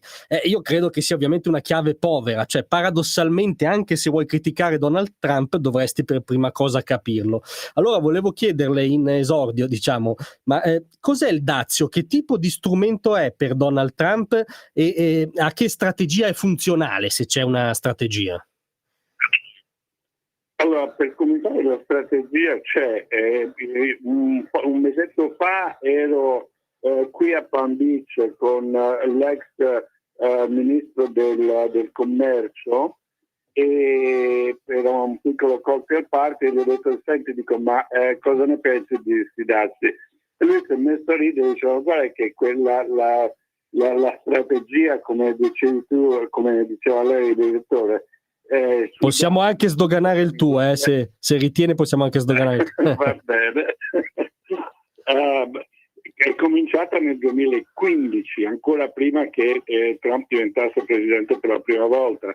Quindi la strategia per quanto riguarda l'uso dei dazi in chiave commerciale è una cosa che è stata programmata ma già da un decennio, e cioè è praticamente il modo per riportare a casa negli Stati Uniti quelle cosiddette industrie pesanti, quindi l'acciaio, tutte le costruzioni, diciamo le cosiddette industrie pesanti, ma soprattutto acciaio e alluminio, la fabbricazione. E dicevo, per quanto riguarda la produzione delle cosiddette industrie pesanti, soprattutto acciaio e alluminio, chiaramente costa un pochettino di meno produrlo all'estero, soprattutto con il lavoro schiavistico che viene prodotto in Cina, per esempio. Però il problema è che l'acciaio che viene poi importato dagli Stati Uniti, da questi paesi terzi, sì, magari costa un pochettino di meno, però la qualità non è esattamente la stessa che quando viene prodotto qui a casa. Quindi le industrie pesanti, di nuovo alluminio, acciaio, tutto quello che è la produzione automobilistica, deve essere per forza riportata a casa e con incentivi sia di quanto riguarda le tasse, però anche dazi su quelle fabbriche che sono andate, come la Chrysler, a costruire le automobili in Canada oppure in Messico, Trump dice no, perché dovete andare a produrle là? Cioè, l'abbiamo costruite qui negli Stati Uniti per 50 anni, continuiamo a costruirle qui, perché se voi le producete là e poi le importate negli Stati Uniti, io vi metto i dazi. E infatti tante delle case automobilistiche adesso hanno ridotto la produzione di automobili in paesi terzi e hanno aumentato la produzione negli Stati Uniti, quindi c'è un maggiore impiego, gli stipendi più alti di quello che c'erano prima, e quindi chiaramente l'economia funziona molto meglio, e soprattutto i lavoratori, perché Trump, diciamocelo apertamente, è molto molto proletario, nel senso che è molto sensibile a quello che qui chiamiamo i blue collar workers, e cioè le persone che lavorano nelle fabbriche. Certo. Ma a tal proposito però ci dicevi una cosa che non viene molto detta, diciamo, al di qua dell'Atlantico, e cioè che ci sono già dei benefici economici oggettivi della politica commerciale di Trump? Esatto, assolutamente vero. Purtroppo i grossi media anche in Europa e in Italia continuano a riportare delle cose che sono assolutamente false, non è che sono un po' così sbiadite, sono proprio contrarie ai fatti. L'inflazione è crollata dai tempi dell'ultimo anno di Biden, una cosa che mi avevano anche intervistato sul prezzo delle uova, che quando Trump ha preso la presidenza era addirittura a $8, $7 a dozzina, e adesso sono sotto i 3, 2,80, 2,90, cioè ha dato addirittura la metà il prezzo delle uova. La stessa cosa il prezzo della benzina, e vuol dire il prezzo della benzina vuol dire poi tutta l'economia, perché tutti prendiamo la macchina per andare al lavoro, eccetera eccetera, ma anche i trasporti, e quindi tutto il costo di tutta la filiera legata all'industria automobilistica e ai trasporti è andata giù del 10, 20, 30%, quindi l'economia americana sta andando molto bene. In più ci sono meno lavoratori al nero grazie alle politiche contro l'immigrazione clandestina, e quindi adesso chi lavora si può permettere di prendere quello che è dovuto, non più $5 all'ora come si faceva con i lavoratori illegali clandestini, ma i $15 all'ora che sono diciamo quelli stabiliti dalla legge.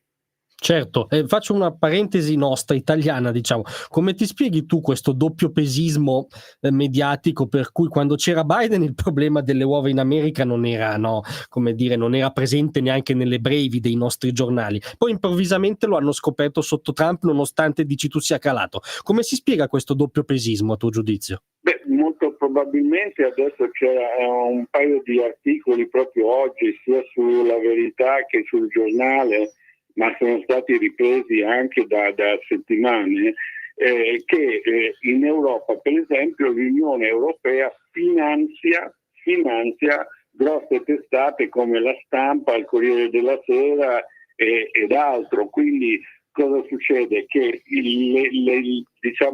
la narrativa di quello che sono tutte le storie, sia per quanto riguarda Trump, ma anche per i neoconservatori come Geert Wilders in Olanda, il nuovo presidente della Polonia, e Marine Le Pen in Francia, eccetera, e chiaramente anche la nostra Meloni, sono spasate perché c'è chi da Bruxelles finanzia le grosse testate, i grossi media, per mandare avanti una narrativa che è molto di sinistra, comunque di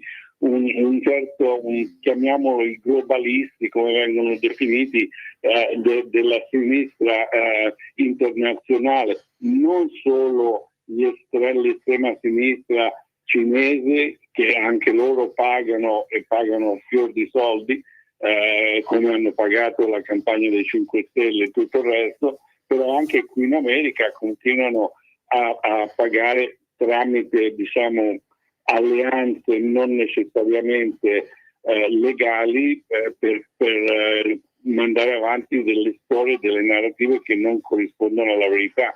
Grazie al cielo c'è Elon Musk, ci sono adesso 10 diversi tipi di social media, e grazie al cielo ci sono persone come te che sono veramente nel mio vocabolario degli eroi, perché si mettono in prima fila per difendere la libertà di parola e la libertà di esprimere veramente quali sono i fatti.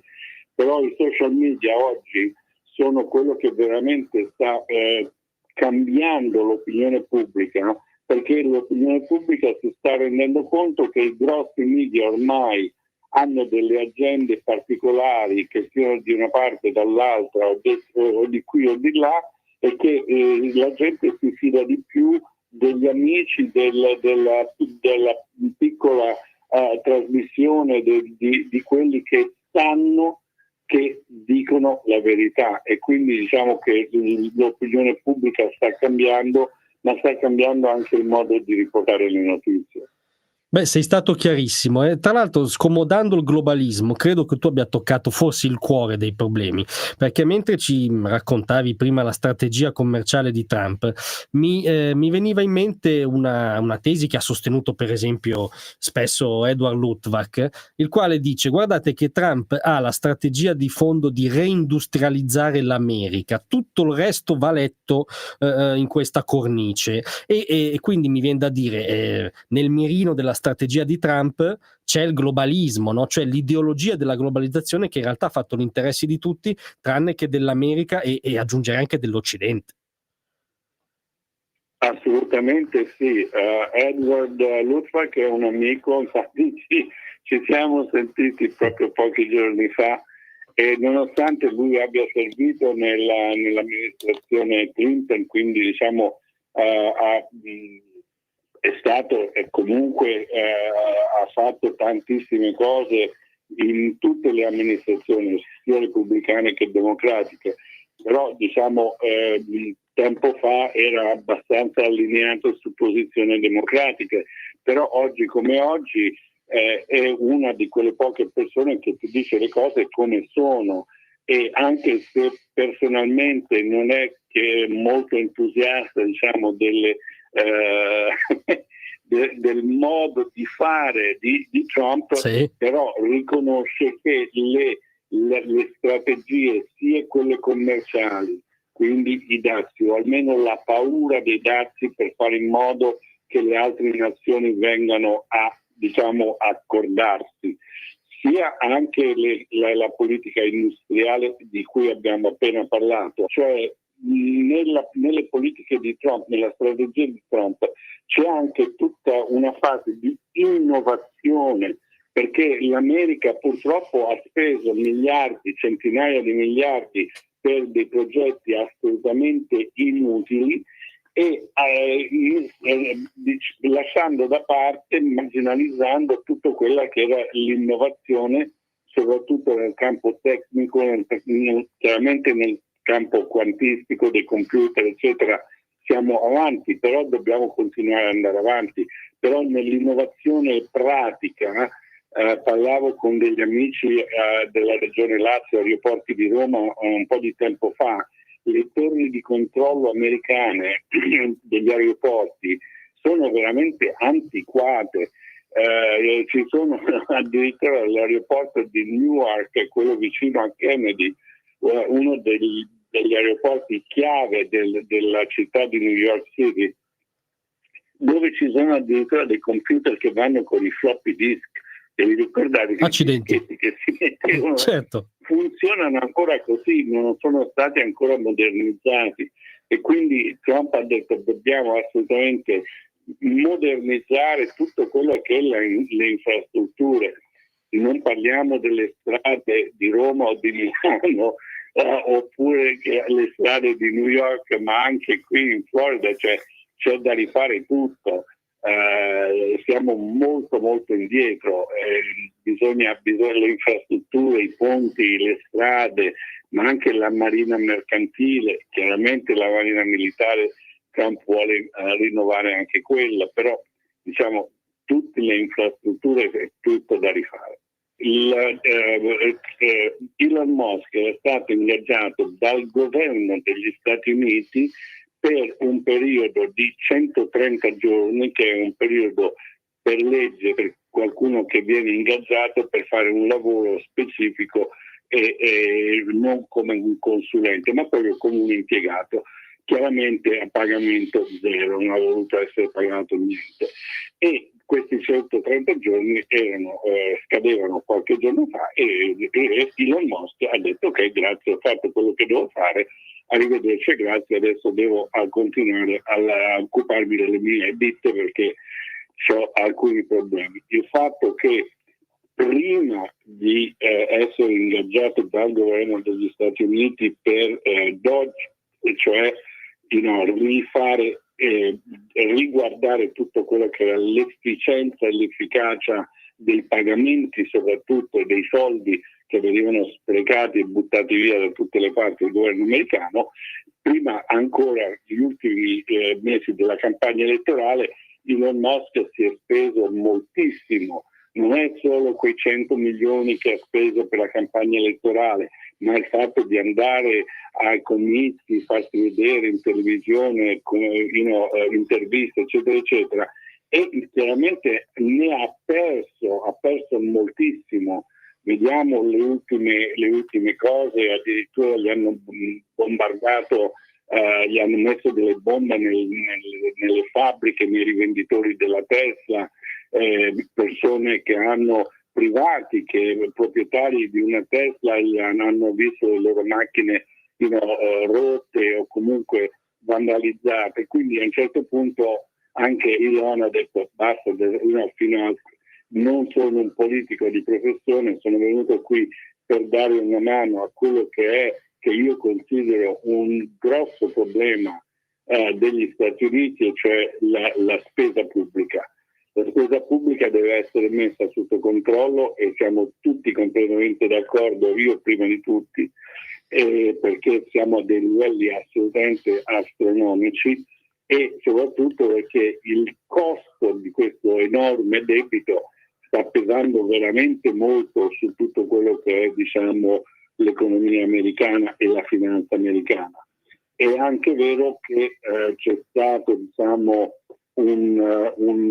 uno scontro, diciamo, una visione diversa di come fare l'ultimo pacchetto che è stato presentato al Congresso in America, e Musk avrebbe voluto che ci fossero stati più tagli dei costi e quindi si è trovato, diciamo, si è confrontato più che altro con il partito repubblicano, però Trump ormai è diventato un politico e ha detto purtroppo alle volte la politica ci chiede di fare delle cose anche se non ci piace farle, però dobbiamo spendere questi soldi per cominciare a rifare di nuovo le infrastrutture, questo e quest'altro.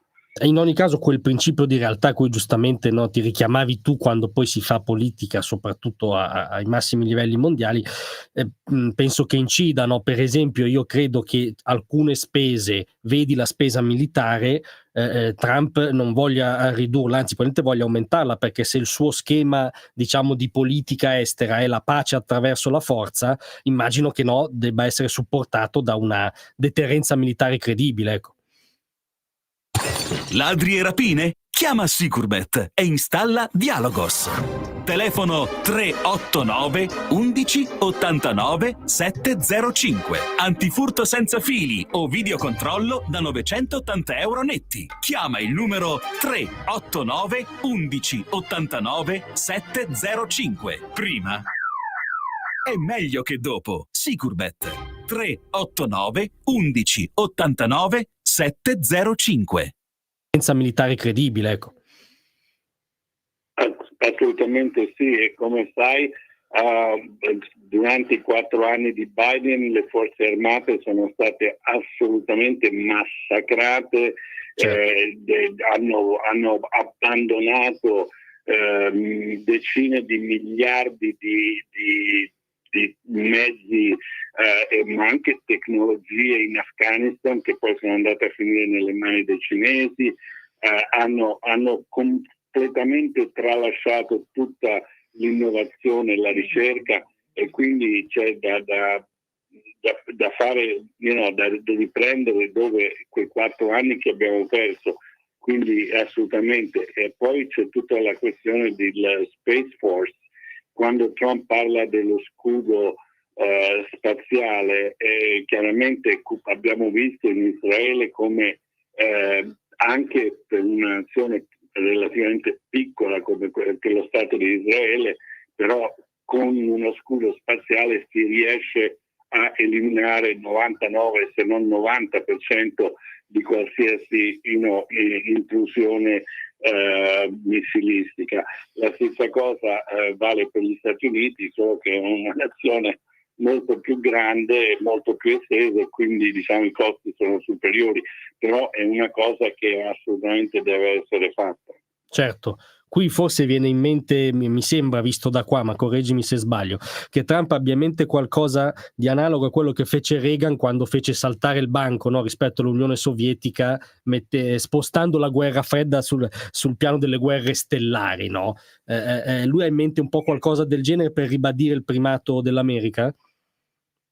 Assolutamente sì, hai centrato la questione proprio completamente al centro. La Russia è già abbastanza, non dico sull'orlo del collasso economico, però economicamente messa veramente molto male, e questa guerra gli sta costando veramente tanto. Purtroppo il carattere russo non sono persone che si danno per vinte, quindi sia i russi che gli ucraini, anche se dovessero ritornare a combattere con le frecce e le spade, ho paura che non la smetteranno facilmente. Detto questo, però, c'è anche il realismo di nuovo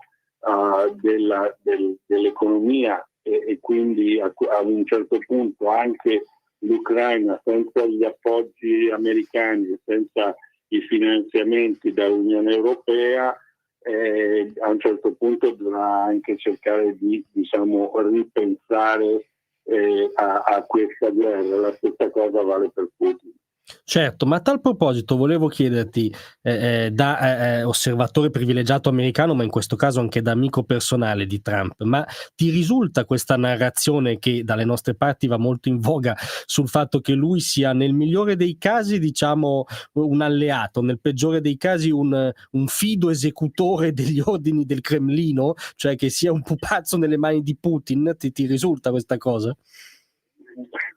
Guarda, queste se la sono inventati ai tempi di Hillary Clinton, e questa è una storia che hanno portato avanti di nuovo i globalisti e i clintoniani, e addirittura negli Stati Uniti siamo in tribunale dove già stanno scontando la pena diversi personaggi, tra cui anche ex CIA e ex FBI, che lavoravano per la fondazione Clinton e che avevano creato dei documenti assolutamente falsi, e avevano cominciato questa narrativa che Trump collaborava con Putin, eccetera.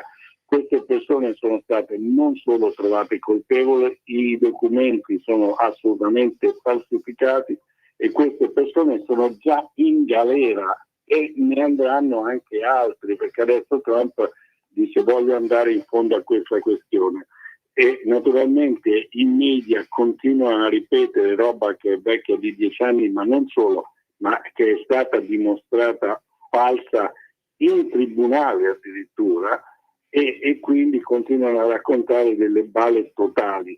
È vero che Trump ha a cuore la fine della guerra tra Ucraina e Russia, è vero che sta facendo di tutto per mettere questi due pazzi, perché sono tutti e due pazzi da conto mio, a un tavolo e vedere di trovare una soluzione. Però è anche vero che Trump ne ha proprio piene le tasche di Putin e di questa follia, diciamo, di questa arroganza, di questo orgoglio nazionale che sì, si capisce, però sta veramente costando troppo a tutti. Quindi per quanto riguarda amicizia con Putin, assolutamente no. Si sono incontrati, si sono parlati per telefono proprio ieri, infatti sui televisori di oggi hanno dato notizia che appunto Trump ha confermato di aver parlato di nuovo con Vladimir Putin per circa 75 minuti, però ha anche aggiunto che alla fine della conversazione non sono arrivati a nessuna conclusione, però cercano di parlarsi, cercano di trovare un accordo, però penso di nuovo che sarà molto difficile. Per quanto riguarda Trump, addirittura vicino ai russi non c'è assolutamente niente di vero e niente potrebbe essere più contrario dalla verità. Anche perché comunque c'è un dato, diciamo, di cronaca recente per cui gli unici 4 anni in cui Vladimir Putin non ha aggredito militarmente nessuno sono gli anni del primo mandato Trump, no? Direi. Esatto. Quindi questa è la pietra tombale su questa retorica. Invece volevo chiederti, parlando di noi come continente, che poi da un punto di vista formale purtroppo diventa spesso noi come Unione Europea, ho l'impressione, ma volevo sapere una tua analisi su questo, che agli occhi di Trump ogni tanto sembriamo una piccola Cina, cioè chiarisco, non da punto di vista come la Cina è un totalitarismo, in Europa c'è, per quanto a volte, come dire, imperfetta e lacunosa, la democrazia, ma nel senso che mi sembra che Trump accusi l'Europa sostanzialmente di usufruire di politiche di concorrenza sleale ai danni di aziende merci americane, no? Lui si riferisce a barriere tariffarie, ma non solo. È così? Come vede lui questo rapporto sbilanciato, diciamo? Allora bisogna chiarire che quando sia in italiano ma anche in inglese, quando si parla di Europa, alle volte c'è una confusione tra quello che è l'Europa delle nazioni e quindi un continente con tantissime nazioni, con tante lingue, con tante culture, eccetera, eccetera, e l'Europa come l'Unione Europea, e quindi questa bestia mezza politica, mezza commerciale, mezza legislativa, che non si capisce esattamente che cos'è, l'Unione Europea e quindi la burocrazia di Bruxelles, che è una cosa completamente diversa sia per me ma anche per quanto riguarda la realtà delle cose, tra l'Unione Europea, questa cosa lì di Bruxelles, e l'Europa come diverse nazioni che cooperano in certi aspetti ma non in tutti, condividono certi valori come libertà e democrazia, però non necessariamente con i burocrati dell'Unione Europea. Quindi quando Trump alle volte parla di Europa si riferisce molto spesso non alle varie nazioni ma all'Unione Europea, questa entità burocratica che esiste centrata lì su Bruxelles, e che è quella entità che purtroppo detta le leggi di competitività e i dazi che l'Unione Europea ha verso gli Stati Uniti.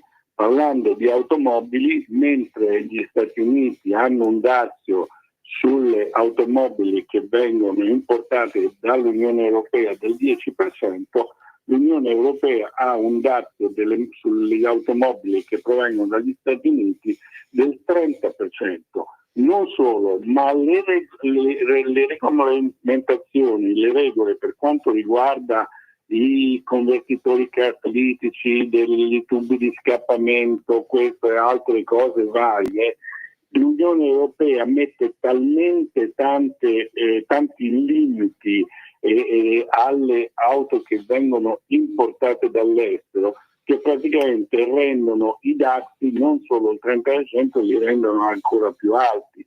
Quindi quello che Trump dice praticamente è: in certi aspetti l'Unione Europea ha fatto la guerra e continua a fare la guerra commerciale contro gli Stati Uniti, non solo nel quanto riguarda i dazi, che sono molto spesso il doppio se non anche il triplo, però anche per quanto riguarda le regole che sono imposte alle ditte americane quando portano prodotti nell'Unione Europea, molto più stringenti di quello che è dall'altro verso. Detto questo, bisogna anche dire che Trump cosa sta facendo? Mettendo i dazi solo su certe categorie come l'acciaio, prodotti in acciaio e in alluminio, oppure automobili, può facilmente andare oltre quello che l'Unione Europea praticamente stabilisce per quanto riguarda l'accordo tra le nazioni dell'Unione Europea, e dire: io non metto i dazi, per esempio, cosa che aveva già fatto nel 17, sulla mozzarella campana, certo, che non lo fece.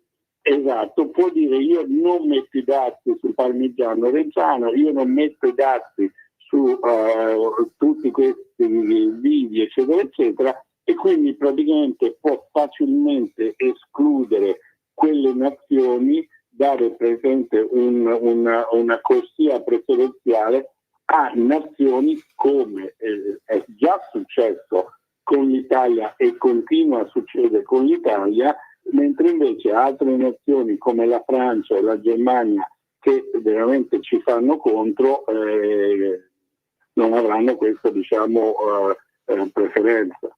Beh, questo è molto interessante, perché da un lato contraddice l'isteria, no, che imperversa nel dibattito italiano sui dazi. Dall'altra volevo chiederti, in parte mi hai già anticipato, se questa politica, appunto, rispetto all'Unione Europea ha degli obiettivi precisi, perché mi sembra che uno si chiami Germania, perché non credo che sia mai dato nella storia un paese a così forte vocazione esportatrice che approfitta di una moneta debole, no, rispetto alla sua diciamo storia economica, cioè l'euro rispetto al marco, no, una moneta debole. C'è anche questa stortura nella testa di Trump? Assolutamente sì, e infatti abbiamo visto che, per esempio, un'altra ragione per cui l'economia americana sta andando molto bene è perché le politiche di Trump cosa hanno fatto? Hanno fatto sì che il dollaro sia sceso in confronto ad altre monete, e soprattutto adesso parliamo dell'Europa, in confronto all'euro. Quindi mentre prima era quasi parità 1-1, adesso siamo a 1,13 verso 1. Quindi praticamente, anche se ci fossero dei dati del 10%, per dire, il fatto che il dollaro adesso è sceso del 13% rispetto all'euro praticamente annulla qualsiasi possibile futuro dazio del 10%, perché in effetti adesso chi esporta in America sta già guadagnando il 13% in più già adesso. Quindi in effetti le politiche di Trump per quanto riguarda le politiche monetarie stanno già praticamente favorendo quello che per l'Italia sarebbe l'esportazione verso gli Stati Uniti, perché mentre prima per un prodotto che tu vendevi a €1, oggi invece di prendere $1 prendi $1,13, quindi prendi molto di più. Quindi diciamo che questa politica di Trump per quanto riguarda la politica monetaria è un qualche cosa che sta favorendo paesi esportatori come per esempio l'Italia. Però è chiaro che ci sono anche delle note, diciamo, di politica vera, cioè nel senso di paesi come l'Italia, adesso la Polonia, l'Ungheria già da parecchio tempo, che vogliono difendere i nostri valori giudeo-cristiani, e Trump chiaramente vede con grande favore queste nazioni, mentre invece non vede favorevolmente paesi come la Francia, che invece sono praticamente in mano e stanno diventando praticamente islamizzati. Però è anche vero che per quanto riguarda diciamo valori giudeo-cristiani, è anche vero che è una cosa che impatta la libertà di parola, perché quando vediamo cose come sono successe all'Università di Harvard, dove studenti ebrei sono stati picchiati, sono stati esclusi dalle classi, sono stati mandati via, dove ci sono state negli ultimi anni, soprattutto con Biden, ma ancora adesso, dimostrazioni pro Hamas, quindi delle dimostrazioni non pro Palestina, ma pro terroristi. Quindi a questo punto Trump dice no, scusate, ma questa dovrebbe essere un'università che lascia parlare tutti, però quando lasci parlare, quando parli dei terroristi di Hamas, però gli ebrei devono andare a nascondersi, devono stare attenti e non devono uscire dai loro dormitori. Cioè, qui siamo veramente della follia, e quindi diciamo che ci sono delle politiche che non sono anticulturali, sono anti-libertà di parola. Beh, sei stato chiarissimo. L'ultima cosa che ti volevo chiedere è relativa qui anche all'uomo Trump, cioè cosa rappresenta l'Italia per Trump, che rapporto ha con l'Italia al di là della evidente affinità, diciamo, ideale con il nostro governo, con Meloni, con Salvini, che sicuramente aiuta, ma l'Italia cos'è nella sua testa?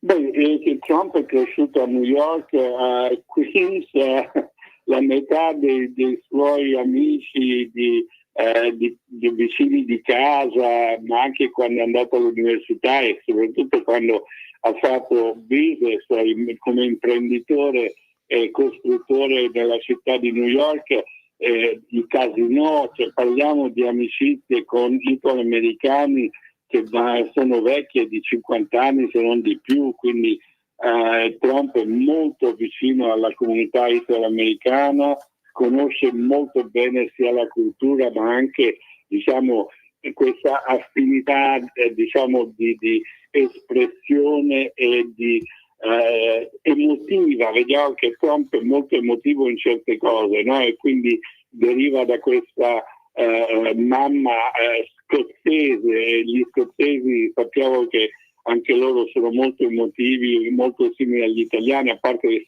essere cattolici.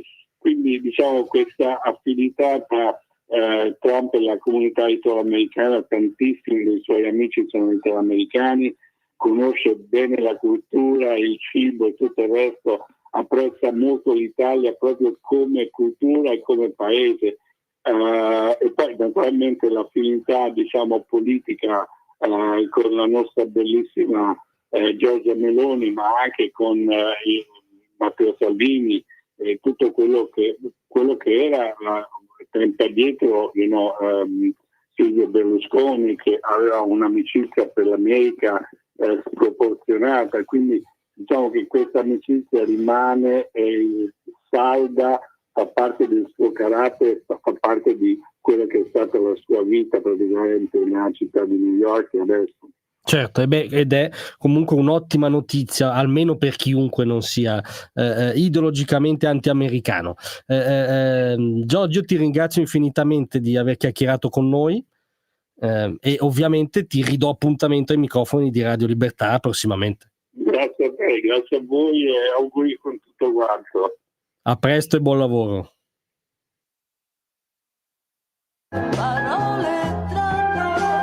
Avete ascoltato Parlando Liberamente. Stai ascoltando Radio Libertà.